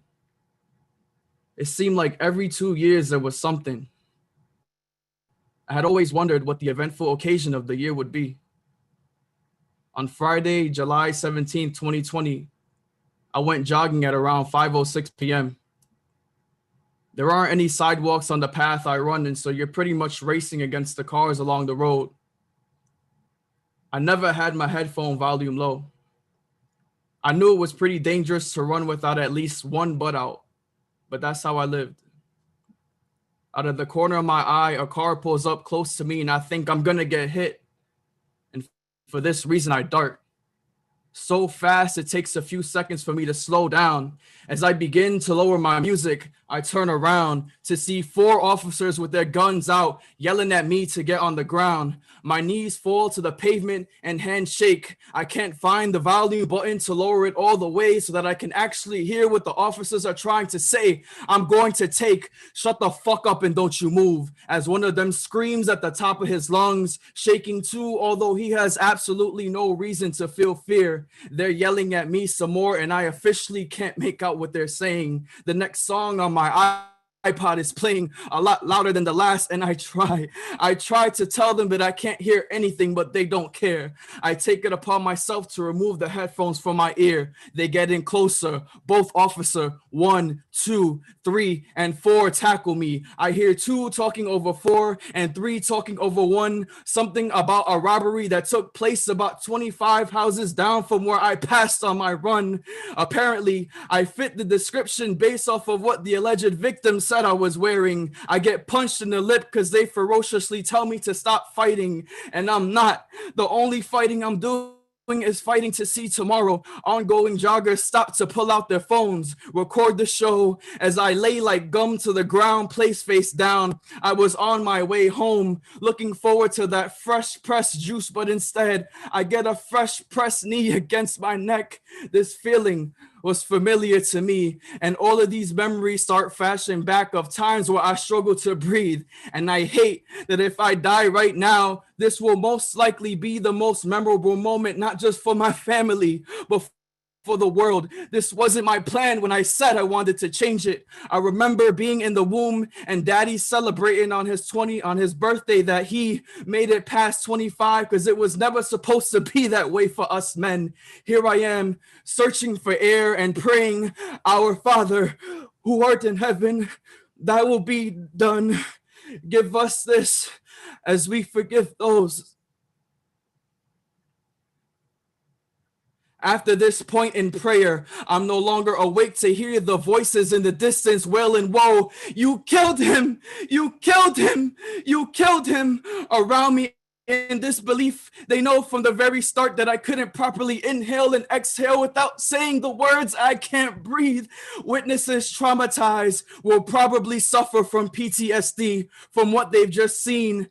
Now their vision is struggling because the eyes can't breathe. And damn, who knew this would be the last time for me? Thank you. Unmute yourself, give some love to the Withdrawn. Oh my gosh. Wow. Withdrawn, that was... Wow, I'm dead. Killed it.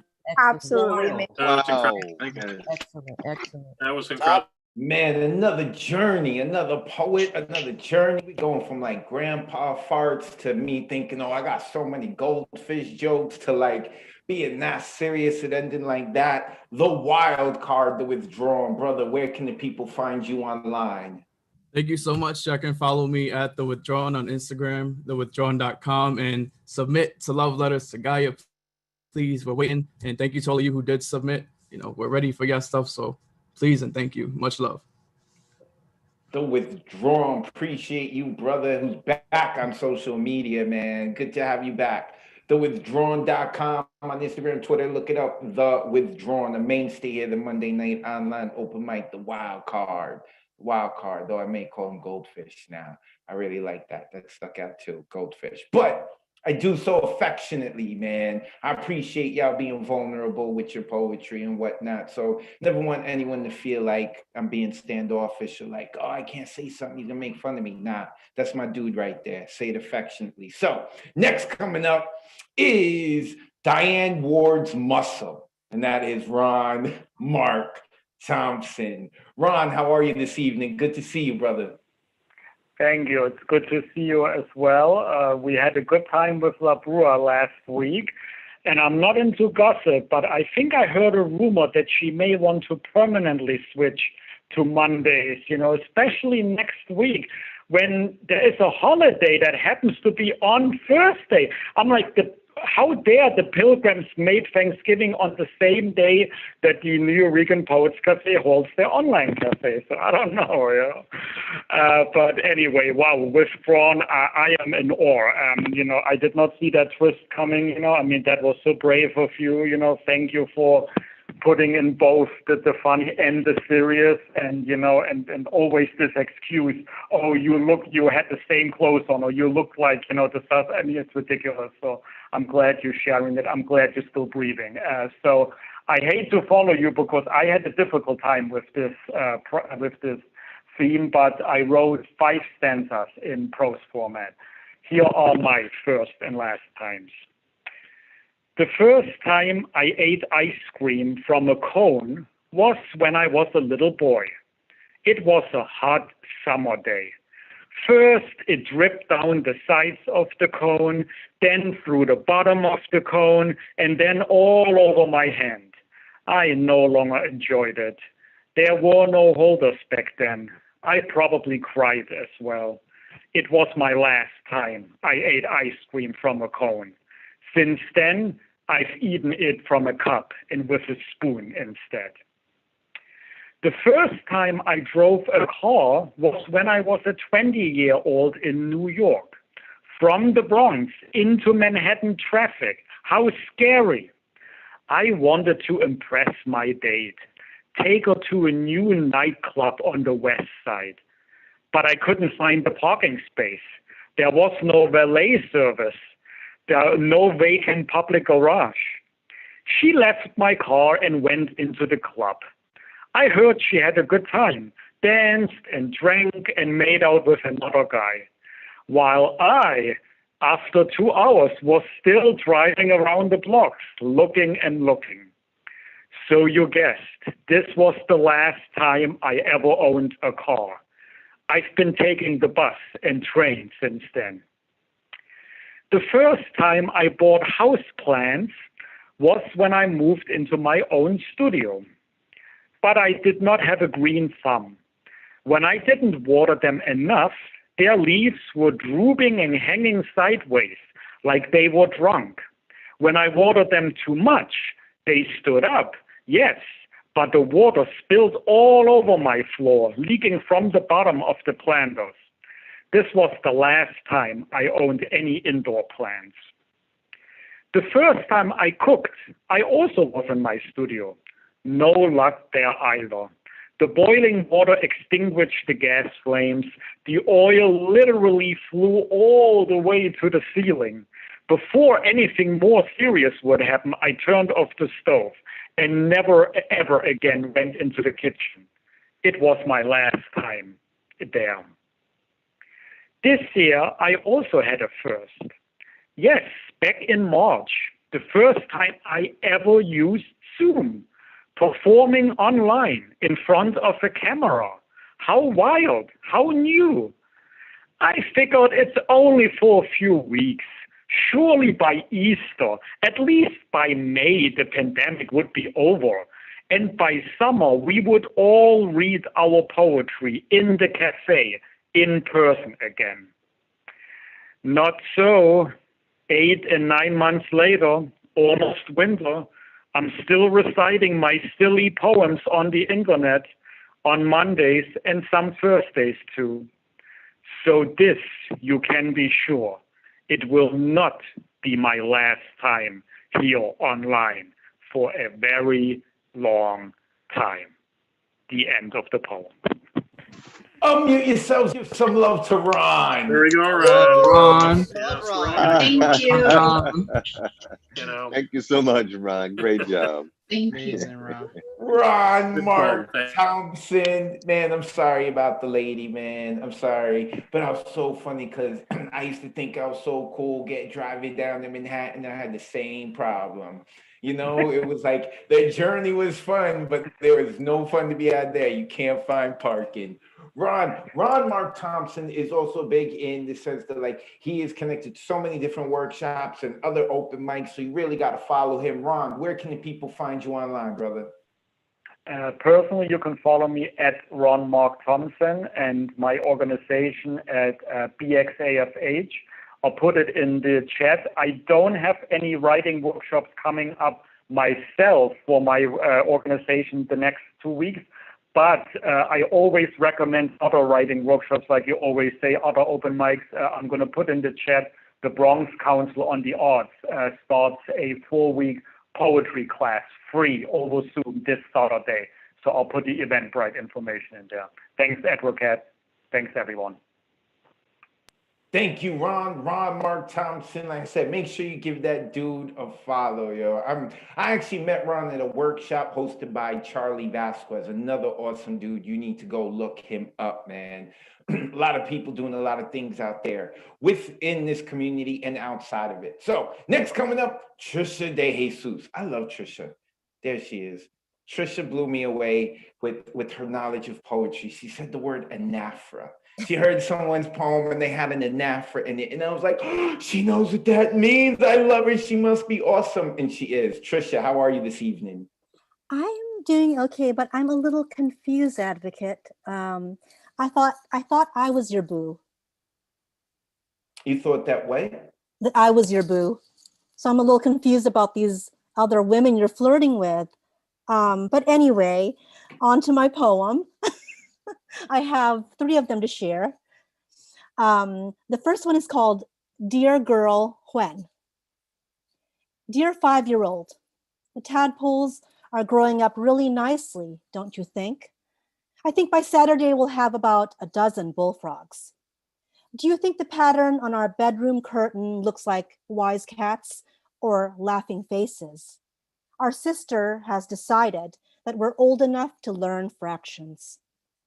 Did you know plastic palm leaves pressed on Play-Doh make neat, pretend archaeological dig fossils? Today we play the Wizard of Oz with our stuffed animals and the glazed ceramic lion in the living room.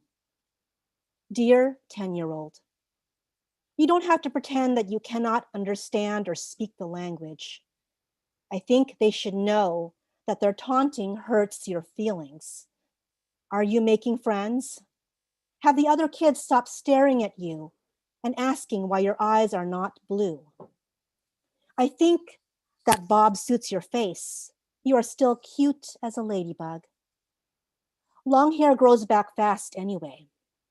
I still haven't gotten over Vicks VapoRub in teeny tiny quarter-sized tins and Coca-Cola in a plastic bag.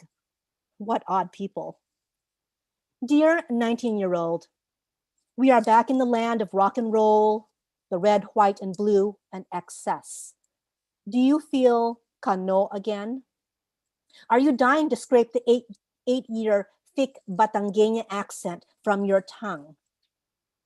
The boys here are pre-sold with swagger and hormones included, and the girls come glamour shot worthy and packaged ready to that is ready to wear. Keep your morals, keep Dr. Jose Rizal's Maria Clara on speed dial, but don't forget you're only young once. So remember to have lots of fun.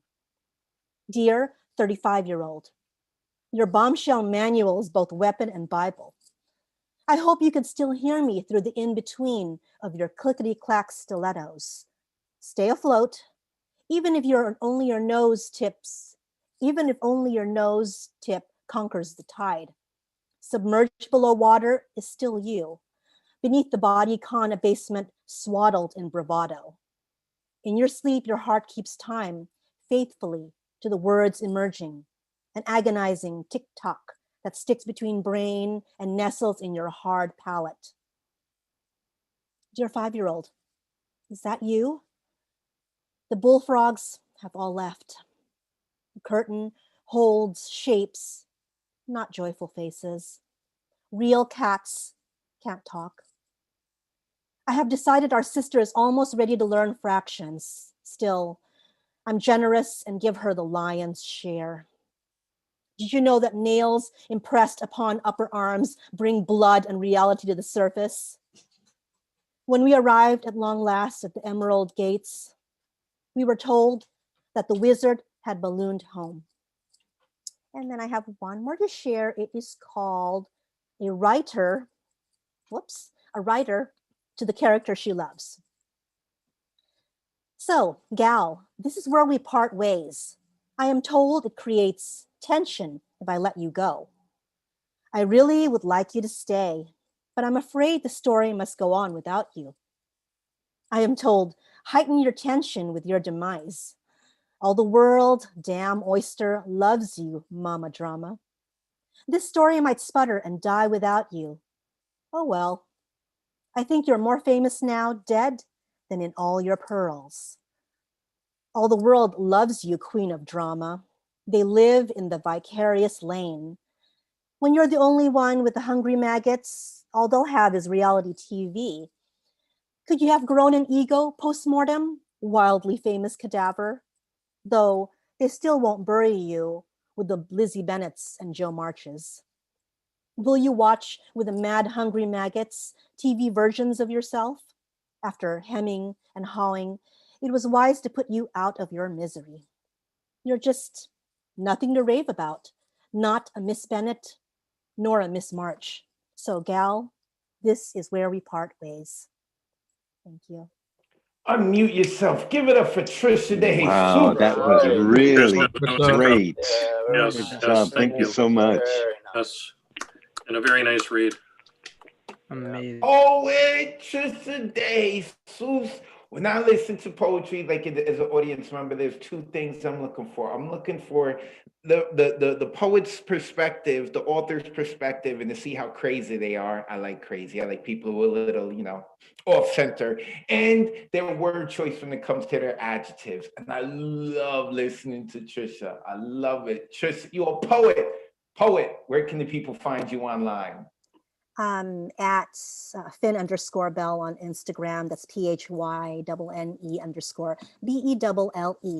And I'll put all that junk in the comments. Yeah. Thank you, Trisha. Appreciate you so much. Even though you're getting me in trouble tonight, I'm going to have a long Facebook message from Catherine.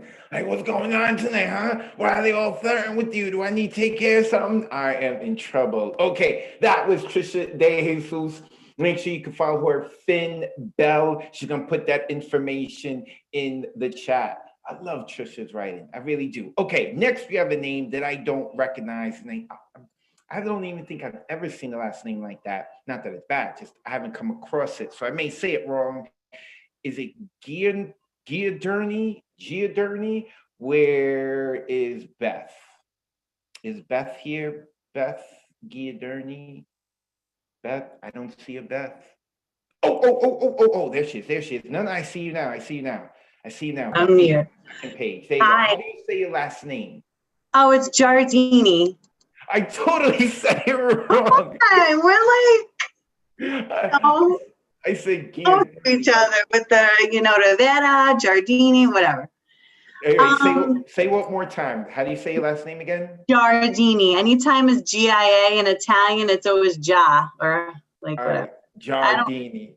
Yeah, Giardini. Got it. Want to make sure that I say your last name right. Thank you. Beth, welcome to the Monday Night Online Open Mic. Where are you from? Thank you. I'm in Queens. Oh, okay. Yeah, I've been to your show before. I performed a while ago. I usually do open mics. I'm not as cool as everyone because I'm a singer. So is this weird? Like, am I not supposed to be here?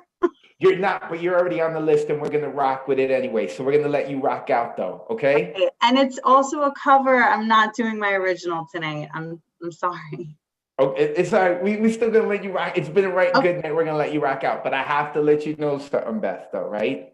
What? You're going to be the first person ever to sing on the Monday Night Online Open Mic. I'm sorry. And I want you to know something else, Beth. This is recorded and it's put on YouTube and Facebook. So people for thousands of generations are going to see this, okay? So I just want you to know there's a lot of pressure on you right now, okay? So you can't mess up. People all around the world are watching this, so don't mess up, okay, Beth? All right. Thank you. I'm gonna put on the backing track, but who knows if you'll hear it or not. It's whatever. This is different, online. Thank you guys. Okay. I'm doing Killing Me Softly. It's just the song that I always do. It's my thing. And all right, do this. Okay, ready? Strumming my pain with his fingers, singing my life with his words, killing me softly with his song, killing me softly with his song, telling my whole life with his words, killing me softly with his song. I heard he sang a good song. I heard he had a style. And so I came to see him and listen for a while. Yeah. And there he was, this young boy, a stranger to my eyes, strumming my pain with his fingers, singing my life with his words, killing me softly with his song, killing me softly with his song, telling my whole life with his words, killing me softly with his song. I felt all flushed with fever, embarrassed by the crowd. I felt he found my letters and read each one out loud. Yeah. I prayed that he would finish, but he just kept right on, strumming my pain with his fingers, singing my life with his words, killing me softly with his song, killing me softly, yeah, with his song, telling my whole life with his words, killing me softly with his song. Whoa, whoa, whoa, whoa, la, la, la, la, whoa, whoa, la, whoa, la,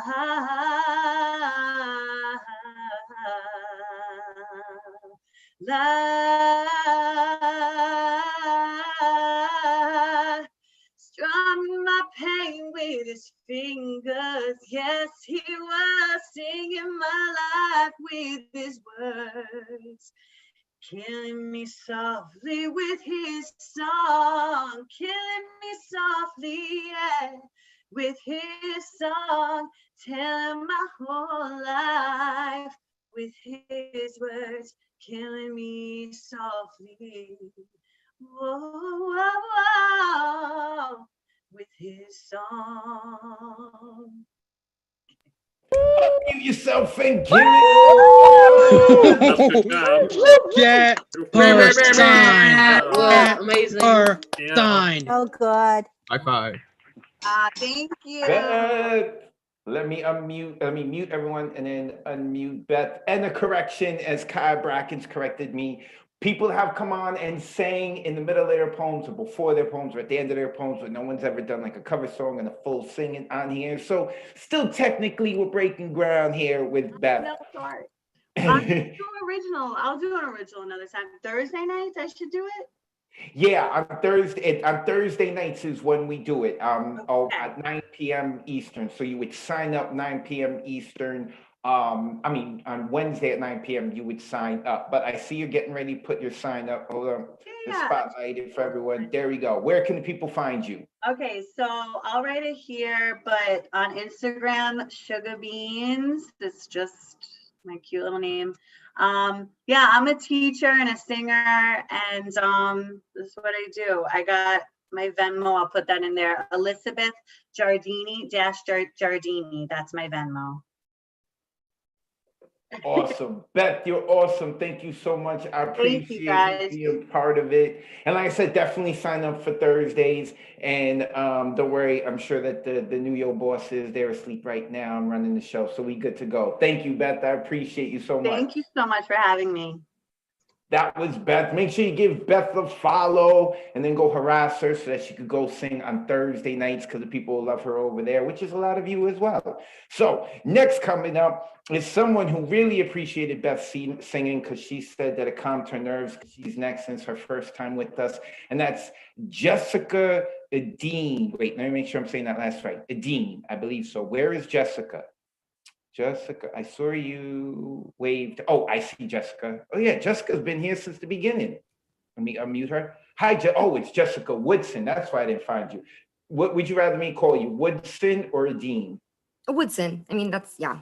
I got married. I don't really care either way. Oh, okay. Oh, you don't care that you got married either way? Or is something coming out? I don't care what the last name changed. Okay. Jessica Woodson, where are you located? I'm actually right near the cafe in the East Village. So nice. Yeah, so you always been down there or just you quarantined down there? I live here. I live around here. I live in the East Village and I've been to the cafe a handful of times before the pandemic and I never had the nerve to actually perform in person. So I'm like, this is a good way to kind of hide behind a screen a little bit. There you go. Well, Jessica, thank you so much for going to the physical cafe. And thank you so much for joining us online. You ready to share your poetry? Yes. Go ahead. Okay, so the poem is called Sneaking Suspicion. I have a secret hunch about how I will die. Alone, ashamed, and accidentally. I have gotten too many passes, cheated death too many times. I am not a cat. I should not have been awarded this many lives. At least the cat knows who they are. A confident creature with obvious insecurities. At least the cat knows what they want. To be shown affection, but from a distance. Too much love feels like suffocation. Okay, maybe I am like a cat. If my death were a Jeopardy question, the host would ask, what is anticlimactic? Jessica's death. The participants would all frantically buzz in at once, thankful for an easy question that would allow them to hang on for one more round. What a relief, they would exclaim. My life was an easy one, some would argue, that I made complicated by my incessant overthinking, hanging on to every sarcastic word or judgmental gaze that came my way, searching for meaning through drunken mumbles and gawking stares, as if anyone who said or did anything negatively or positively for that matter even gave it a second thought or even meant it to begin with. How disappointing, because I have given all of my seconds ruminating, trying to feel some sort of relief. They say that the best way to overcome anxiety is to remember that no one is thinking about you the way that you're thinking about you. Everyone is just thinking about themselves. How royally depressing, because I think about everyone, everything, all of the time. They say, let your voice be heard. If you do not speak up, then they won't know. But I have spoken up and been spoken down to in return, and they still don't know, or at least they still don't understand. But who are they anyway? My eulogy will describe my life as anticlimactic, a disappointing decline after a previous rise. But I will not be a Jeopardy question. I am no one special. My death will not be for a purposeful reason. No one will argue over my mortality. There will be no more analysis. I will die alone, ashamed, and accidentally. I have a secret hunch about it, and it has altered how I live.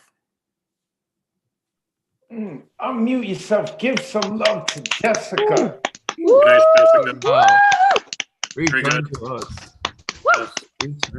You have to come back. And a good read.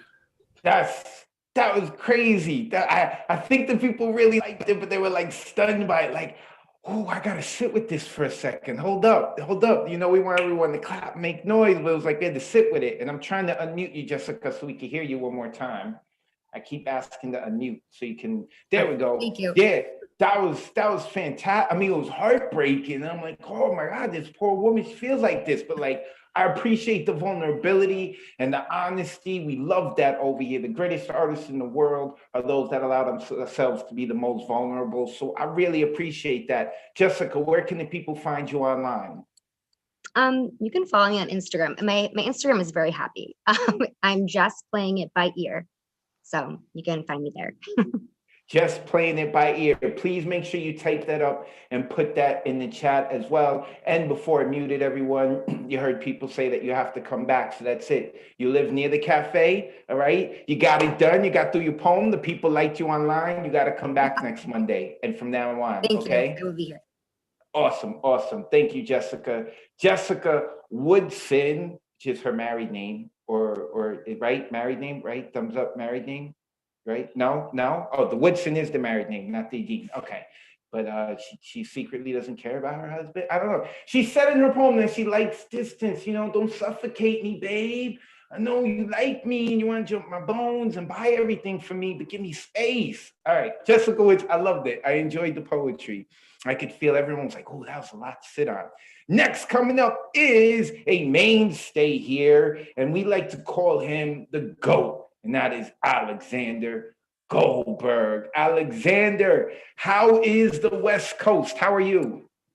The West Coast, yeah, it's all right. But me, I feel great tonight because today is my birthday.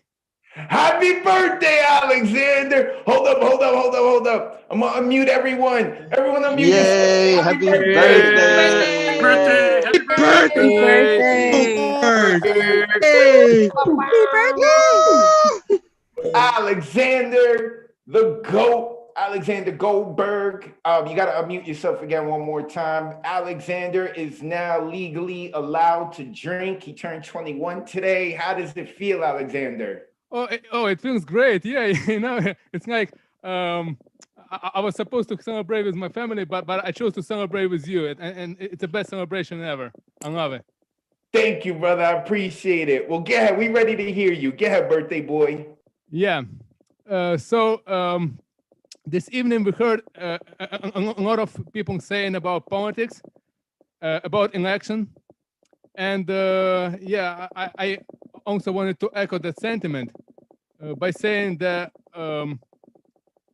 Orange in Chief doesn't want to leave, and it ain't nowhere till concession arrives. Although I hope it will be much earlier than that. And also I wanted to say I love the piece by Pong Skiff, Political Stupidity, which could also be related to many different leaders of the world.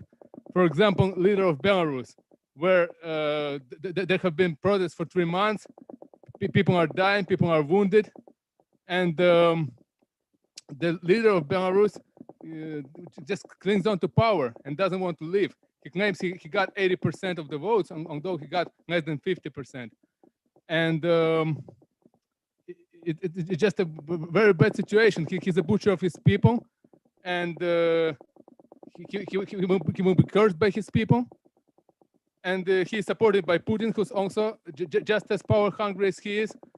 So, and there is no end in sight. So I call my poem, Don't Copy Lukashenko. That's the last name of the president. The media only produces fake news. Election was rigged and we're winning. These messages are making people confused, and sadly, it's just the beginning. We read his last message and everyone thought that he recognized his defeat. But because in that message he wrote, and I quote, he won, the election was rigged. However, it turned out to be an illusion. When hour had passed, he replied that it wasn't true, and this public conclusion was promptly and swiftly denied. He wrote, I don't recognize anything, and he made such a shameful reversal. But Twitter wrote under his post that he made that this statement is controversial. So he has no plans to accept that he lost. He'll challenge results of election. but members of both parties said that there was no evidence of violations. By doing so, Trump blocks provision of funds so Joe Biden cannot prepare to start off his term by the White House next year when we have the new president there. It is such a shame what our country has witnessed. But let's leave it all in the past. It was the first time when our president did this. I hope that it will be the last. Alexander, birthday boy. Happy birthday, sweet Alex. Twist at the end there. Good job. Happy birthday, Alex. And hi to Dad and Alexander Goldberg. The people in the chat were like, you are celebrating it with your family, your poetic family. Yes, Alexander, where can the people find you online? My new poetic family, you can find me online at Facebook, Alexander Goldberg 35, Twitter, Anagon 15, and Instagram, Gorbensky. And I also wanted to say, it's been a great celebration of my birthday tonight with all of you. And I hope that next year, I will be able to celebrate my birthday with all of you again in person. Yes, and you're all invited to my birthday party next year. And I hope that it will come true. That's my birthday wish for tonight. Yeah, thank you so much. I love it. And I want some of that birthday cake. There's someone over behind your left shoulder who's, I think they're eating birthday cake, and I want some of it, man. Let them know, all right? I'll share. Thank you, sir. Appreciate it. The birthday boy, Alexander the Goat Goldberg. He is a mainstay here at the Monday Night Online Open Mic. Love hearing his stuff. Next up is Tara Lee. Ooh, she's here. Haven't heard her in a while. But the last time that we keep hearing her, she's been like on the waiting list and we snuck her in, but she's on the guaranteed list now. How are you this evening? I'm good. How are you? I'm good. It's good to see you. You ready to share your work with us? Yes, it's good to be off of the waiting list for once. Yes. So before I start my poems, I just want to thank you all tonight because you have really inspired me to write some new stuff, which I will not be reading tonight, but I'm gonna work on it for later for y'all. All right, let me get into these poems. This first one is called My Past. My past. I used to live here. I drank my tears and nibbled on regrets. I had to boil water just to get a good cleaning. My only visitors were ghosts buried under the slab. They'd always come when I tried to sleep. Getting work done was a training regimen I did not sign up for. The doors and floors never stopped creaking. I checked windows every hour just to make sure no one tried to break in. I had to sell this house. Shingles kept falling, didn't have enough buckets for the dripping rain. Plaster fell into my bathwater. There were new bugs every day. I'm now living in this home God calls the present. And let me tell you, it feels so good not having to keep watch for the next disaster. That's that one. I always snap for myself now with these online open mics. So, but I have one more. I wasn't gonna read this at first, but I guess God's telling me to get it out to you all, or at least get it out for myself. So here goes, no title yet, but whatever. He holds his hands over my eyes, tells me to follow his lead. We go through college, set tables at book fairs. I grace the stage at open mics and church worship. We even have 2 books growing their way to bookstores and libraries all over. He takes me on road trips, introduces me to new people. My advice travels the Wi-Fi to help others with their poems. But when he takes me to that line, that fine line between known and unknown, I freeze. The sweat builds. I'm wriggling in his arms. It's like he's not listening to what I want. And we stand here, his patience at its best, as he waits for me to take that next step. Thank you, everybody. Yeah. Awesome. There we go. Wow. That was great. I love your voice, Mama. Thank you. Tara Lee, the published author. Tara Lee. Tara, where can the people find you online? All right, so I got a few places. I have Instagram at tquest10. I have Facebook, facebook.com/TaraLeeW. That's TerraLeightW. And then I have this really long, complicated website right now because I'm still trying to get my life together. But you can find me there, and you can also. Oh, we lost you. We lost you. Tara Lee, I don't know if you can hear me, but we lost you. We can't hear you. And we lost your video feed. But we did get to see all of, UCAM 6. Your webcam isn't working. It's shut down. So in case you come back and you read it, now you know what happened. But anyway, we got to see where we could find you. If you do come back on and can hear me, make sure you put that information into the chat as well so people can copy and paste and look that up. That was Tara Lee, who's a published author. So make sure you go look her up and get her book. Next coming up, we are going to Kai Brackens. Kai with the rosy glasses. Loving it. How are you? I'm here. I'm kicking. You here and kicking. All right, you ready to get into it? Looking at the world through rosy glasses? Yeah, that's the only way I can with all the bullshit happening outside. Okay. Yeah, I'm ready to get into it. So this is Empty. It's a poem I wrote today. It's inspired by Andy, Ray Jane, and Nick and Miro and all kinds of people. But like Andy Meerkat really inspired this because I was like thinking of his poetry again. I was like, wow. Empty. I don't know how it came to this, but it has. Sleepless nights of sleepwalking onto the stage and hoping that these fantasy words will reach my waking moments, knowing that they are still out of reach, sitting at the bottom of this well that has no bottom, just a never-ending drop into the midnight hour of hallucinations and broken phrases.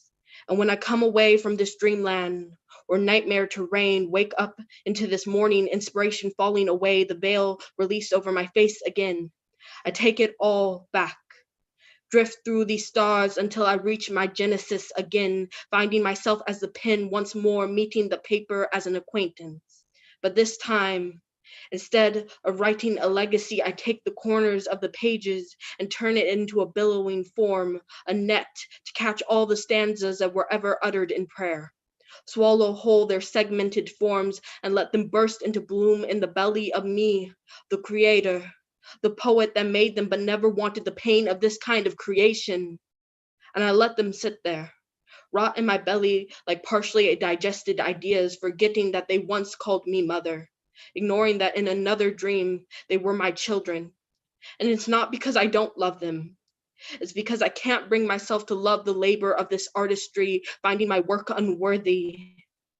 Can't bring myself to imagine a time where poetry doesn't hurt me in the same way that it heals me. How even now, I sit suffering with this permanent feeling of butterflies flitting about the space between my bones and cutting into my flesh patterns of severed wings that never had a chance to fly. And I still hold them in. Keep my jaw locked tight as words that have so much meaning but absolutely no use threaten to have my mouth unhinged so that they can go soaring out of my deflating skin. And what they don't know is that I want to set them free, but I can't. Because this being that wants to release them also needs to keep their syntax caged inside of me, afraid of what would happen if I just let it bleed out like an open wound, like if the floodgates were wide open. Would it drain my vein and arteries, one pouring into another until the last drop of inspiration is drained from this vessel? I don't know. And I'm too afraid to attempt it. Let this voice box be empty for once, worried I won't be able to create more if I let them go now. And this fear is not without reason.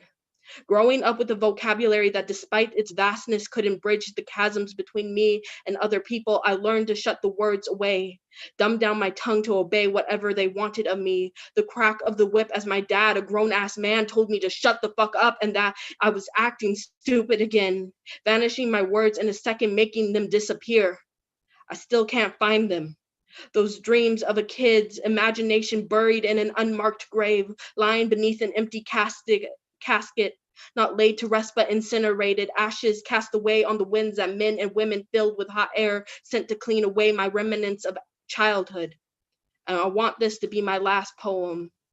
But I've already said that so many times in the past, trying to sever myself from the slam of poetry. No, again, I find that I take it back to my genesis, the beginning of this story.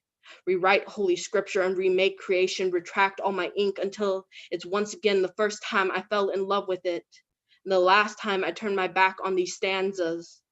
And I promise I'm still afraid to be full, because what happens to a jar full of pretty words when the jar is finally empty? Is she turned into recycling, or is she refilled? Does she begin her second life unafraid of letting go of all the words she holds inside, knowing that the audience will always catch them? Unmute yourself, give some Absolutely, absolutely, Kai. I love it. Ooh, that was Thank awesome, you so Kai. much. Amazing. Damn. Thank you so much. Kai Bracken's always going in. Wait, I lost Kai's video. There's Kai. Lost Kai's video for a second. Kai is always going in. Another tormented artist like myself. Kai, where can the people find you and your rosy glasses? Yeah, you can find me at the loud, well, not Kai underscore loud fat mixed poet. I haven't done this in like a few weeks, as you can tell. Kai underscore loud fat mixed poet. Kylene Brackens on Facebook, or also on IG at Kylene2001. So yeah, catch me there. Awesome. Thank you, Kai. Make sure you put that information into the chat. And also, we're going nowhere. We're staying at that same laptop because now we're on our waiting list, and Max C is first on the waiting list. So we go from the rosy glasses to so Max, I never commented on your hair. I love your hair. I just want to let you like it looks like you got like that kind of Vidal Sassoon type hair that you could play with. You know, like it would look good if it's short, or it look good if it was really long. Oh, you can't talk. That's why I was like, what are you saying? And Kai must have muted herself because I didn't mute her. All right, let me unmute. There we go. Hey, there we go. There we go. And Yeah. thank you. I just Yeah. got it done. My Oh. best friend is in cosmetology school. And so I was in Wichita and he cut my hair. It was great. It looks good. It's very Chris Evans, Captain America-esque. You know, it's just, I'm loving it. All right. Enough of me complimenting you. You ready to share your poetry? Sure. That took a long answer, like you were unsure. Very dramatic. All right, go ahead. Rock out, Max. I was a theater kid in high school. I'm nothing if not dramatic. TV static is the only thing playing in my brain as I shiver in the cold, absolutely unresponsive. Have you tried turning me off and back on again? Because this is one of those days where I feel less than human. Words are hard on days like these, spilling out in a cloud of ones and zeros, and my friends have always been more into the humanities. Good luck trying to translate binary. I can't compute how to be me, a bad simulation dancing around jerkily, tiptoe on steel toes, piloting around a suit of skin and meat and bone that feels at the same time too big and too small. It's not like people can't tell that I feel wrong. My words come out robotic. AI isn't even that far along, and even then I am no supercomputer. My system is a laggy 2001 Windows desktop, screen shining in the dark before it crashes. When people ask me things, cue the dial-up tone. On days like these, when people ask me things, I give no answer, only TV static. Love that. I'm sorry, I can't help but laughing stupid. Unmute yourself. Give it That up. was awesome. Right on. Excellent ending. I understand the problems of like 2001 Windows desktops. I remember that. Max, I love it. I love the people loved it. Turned it on and off. The static, love the ending. Where can we find you online? Y'all can find me at, oh God, I haven't done this in forever. I think it's Maxi Boy. You changed your screen name to, oh God, I haven't done this in forever. That's a weird screen name, Max, but okay. Follow Max at, oh God, Thanks, I haven't advocate. done this. Sorry, go ahead, Max.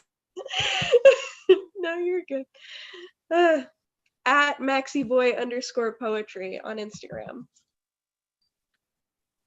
Thank you, Max. Make sure you put the information into the chat, and you may have to put Kai's information too, because I think we cut away from Kai before she was able to do that. Kai, Brackens, and Max C. Love y'all, man. It's awesome too. Like I talked about the stories, we got to see like their love blossom a little. Like we saw when they were in different states for all those months, and then we got to see them come together. Oh, they just kissed. Oh, they just kissed on video. We got that. That's on Facebook and YouTube forever. See, I love these stories. There are there are literally dozens of different stories within the story of the Monday Night Online Open Mic. I appreciate it. Like Luciana out in Argentina, I think it is, right? Argentina. Yes? No, wait, you're gonna have to type it to me. Damn. But I know she comes on, she's been coming on faithfully for months because English is her second language. I mean, Brazil. Is it Brazil, right? Ray James said Brazil. Yep, Ray James was right. It's Brazil. And she's trying to learn English, and she's like, all right, I'm gonna come hang out with the delinquents from the New Rican Poets Cafe and learn. So I love having that. Love it, love it. So many stories in here. I can talk about so many people. All right. Next coming up is Max, Norm Mathematics. Now, if the New Rican Poets Cafe ever was to make a fencing team, this would be our leader. Brother, how are you this evening? I'm doing fine. Thank you, man. I've been missing you a couple of weeks now. So I got a couple of pieces here following the theme. I got a first time and a last time. Perfect. First piece is a last time. When elders become ancestors. A pivot in the psyche. Warm, vital memories rekindle sinew and bone, reconfigure blown ashes. Ancestors present as silent elders hold vigil over dreams and visions. A glancing breeze rattles a door chime, calling attention away from the word. Follow the wind. Where it doesn't blow is where our ancestors live. Where time warps, stands still, never moves again, the lasting memory of the last time. One always beat, no between beats, now becoming the beat. Time passing over to the eternal place where ancestors live the rest of our lives. Second piece. This is an experience here in New York, recent arrival from the West Coast. Maybe I wasn't making my own point the first time you motioned for me to move over with a wave of your hand, and I said no. I thought my civil no response would have been enough, but dude pursued a reason that would satisfy his expectation, and I wasn't giving him one. He asked me, is there a problem with the woman sitting next to you, the empty seat? Casting aspersions on random people was not a good move. Strategically, dude weakened his rationale for my moving to accommodate his expectation. I became gravity and immovable at that point. I just wanted to be where I was. Dude resolved himself to manspread me into submission. He passed his bags to his white girlfriend, and he actually said, I guess I'll just have to manspread. Dude sat back with his broad shoulders and spread his knees, encroaching deeply into my space. I said, now's not the time for mad spreading. Not here. Not here, you don't. I eased his leg and arm into his space by maintaining my boundaries. No more, no less. Dude left his leg leaning against mine. I had no quarrel with physical contact on public transportation. I think dude expected me to be repulsed by his leg leaning up against my leg, like maybe I'd relent and move over. I mean, maintain contact with dude to keep my limit on his boundary. Dude started mumbling under his breath. I could hear twice your size, half your age, outweigh you. I was mortified that this dude sounded like he was threatening me. I asked him, "Are you threatening me?" Loud enough for everyone in the subway car to hear me. "I'm just saying," he says. Without admitting the threat, just as loud I said, "Don't threaten me." All the while I could hear Asian dude's white girlfriend telling him to stop, let it go. "Jeffrey, what are you doing?" Dude got up to sit across the aisle. His girlfriend sat next to him. He repositioned himself to mean mug me. Every time I looked across the distance, he was dogging me. I smiled back at him. My smile was all the antagonism I could muster. I considered the other antagonisms I could have passive aggressively thrown in his face. What would happen if I made eye contact with his girlfriend? What would happen if I continued to stare back with my same shit-eating grin on my face? What would happen if the next person asked me to move over and I did, willingly give up my seat? I reconsidered the dire consequences of each antagonism and resisted testing Dude's limits of self-control. I was glad when Dude got off the train without making any parting remarks. The Latina woman on the other side of the empty seat had put her bag in the empty seat. During the trip, the woman was interacting with her iPhone and her bag slid into me. I pushed the bag so it would not rest up against me. The woman grabbed her bag and put it in her lap. She glared at me saying, "Don't touch my bag." I reminded her that your bag touched me. The Latina woman said under her breath, "Then maybe you should move over." For some kind of reason, it felt like, go back to where you came from.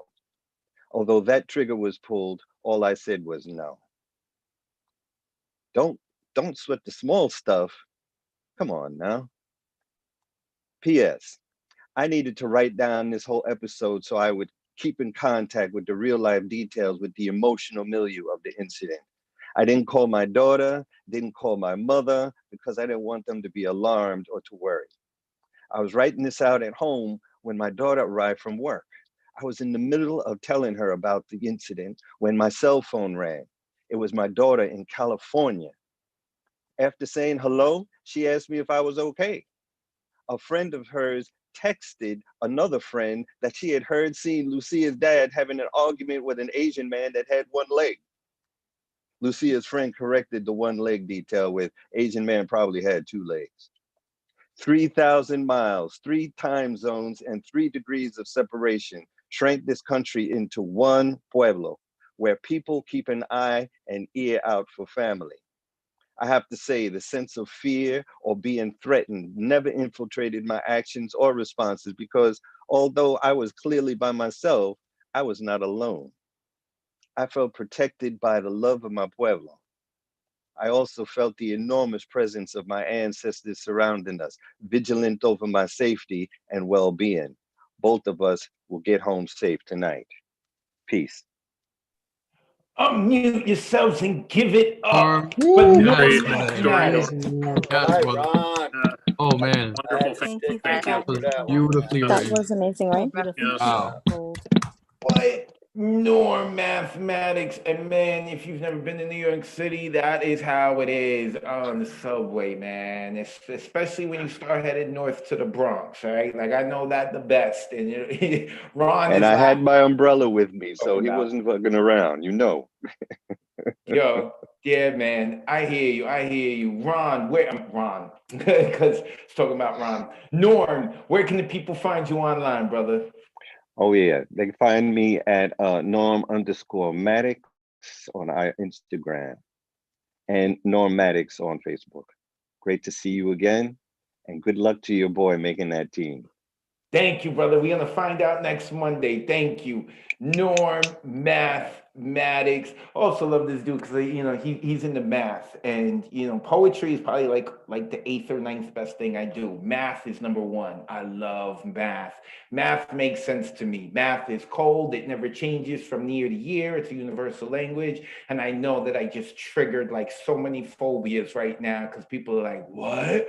Math? No, get the soap on the oil." All right, so sorry about that, but I'm into math. Okay, Just Joy is Just Joy here. I didn't see Joy today.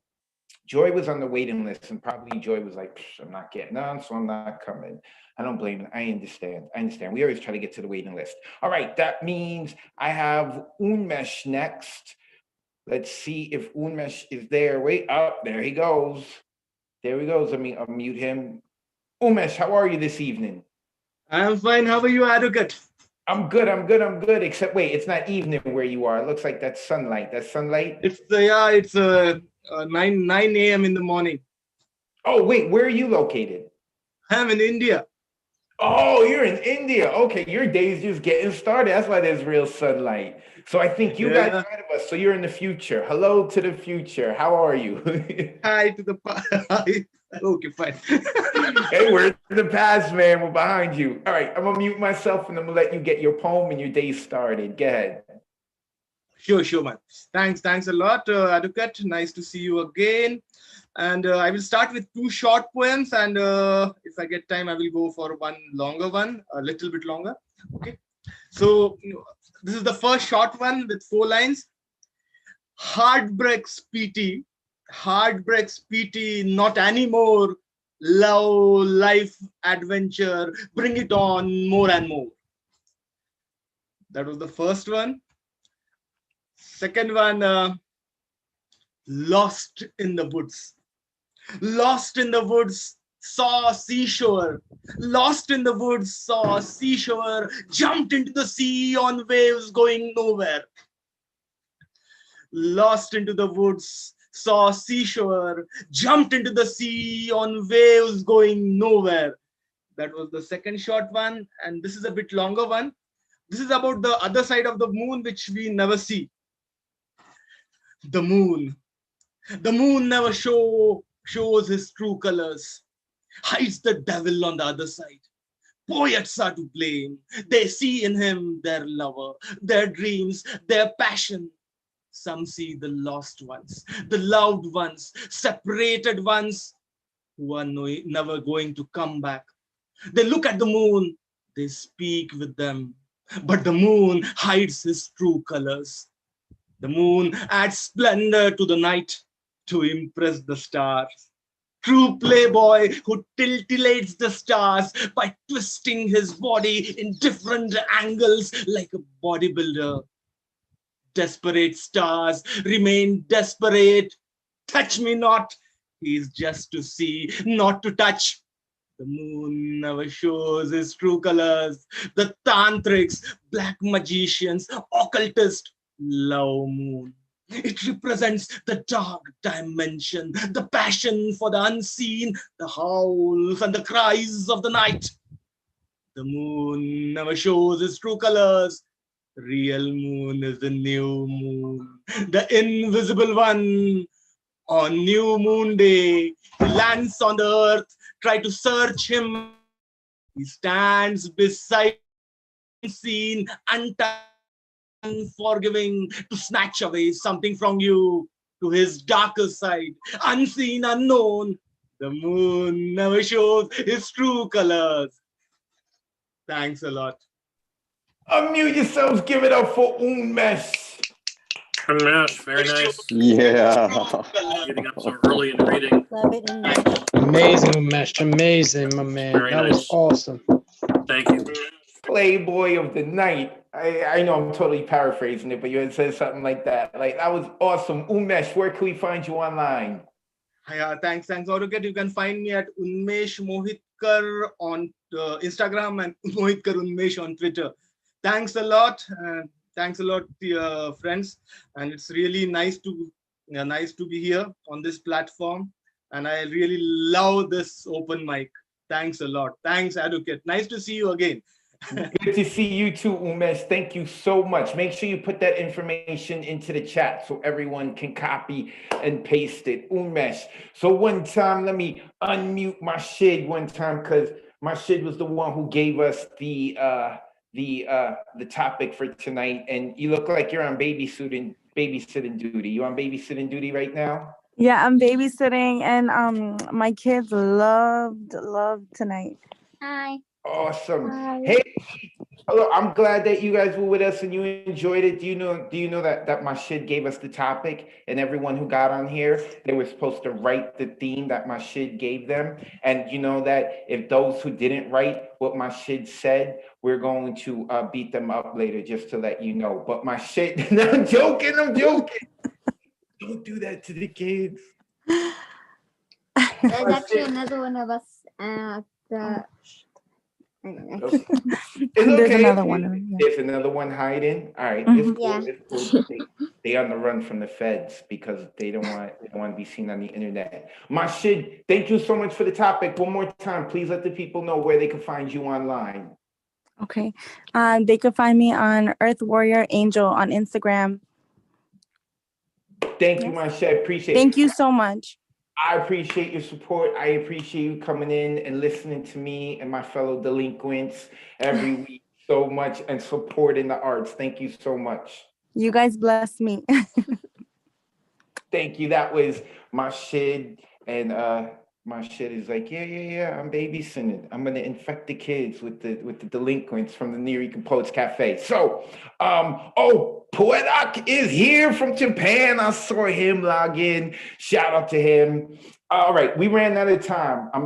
We got to some people on the speaker on the waiting list, but I know we had Mr. Speaker was still there. Shout out to him. This dude is the truth. He's gonna be rocking out on the show that I'm hosting on Saturday. Make sure you follow me online about that. The erotic show. You know that every month I host an erotic open mic. Mr. Speaker is gonna be on there. Joseph Sizemore, who I believe I had seen in here earlier, I believe they're still here. Sizemore was on the waiting list. Sorry we couldn't get to you. R. Chanel, sorry we couldn't get to you. And then Matthew, you're always on the waiting list. 9 o'clock, those of you who want to sign up, 9 p.m. Eastern on Sunday evening. That's when the open mic list opens up at the New Eurekan Poets Cafe's website, neweurekan.org. I appreciate all of you checking in who add, Thomas Connor is here too. I haven't heard him in a while either. Shout out to him. Who else do I see with their video on? Someone named Ebby was here. I don't know who Ebby is, but Ebby had her camera on earlier. So shout out to Ebby. Thank you for the love. Trent Sizemore, I see that name there. I think that was supposed to be Sizemore. I'm sorry we couldn't get to you. I was looking forward to you. But yeah, we've run out of time, man. It's always the thing. And George Molina, I don't know who that is, but they've been here for a while too. So like I said, every Monday we do this. If you want to sign up, go to neweurekan.org on Sunday evening at 9 p.m. Eastern. You click the Monday you want to sign up for, which would be the next day. You get an artist RSVP ticket. The first come, first serve, first 25 to sign up are guaranteed. The next 10 are on the waiting list. I appreciate y'all. This was our 32nd open mic. I did 30 in a row that I missed last week. Shout out to La Bruja for holding it down. Like, you know what I'm saying? That's like me coming, you saying, look, coach, I gotta go into the bench. Why don't you get Michael Jordan to cover my spot while I go rest? Like, I love La Bruja. La Bruja NYC, go give her a follow. With that being said, haven't done this in a while. Oh my God, wait, how did it begin again? I haven't done it in a while, wait. Good night, sweet poet. I saw my shit go, good, all right. Good night, sweet poet. Thank you for sharing what you've written. Good night, sweet poet. Thank you for taking the time to listen. Good night, sweet poet. May your dreams be as imaginative as tonight's poems. Good night, sweet poet. Thank you for inviting us into your homes. I have been your host for the evening. I'm back, Advocate of Words. Give me a follow at Advocate of Words with a Z.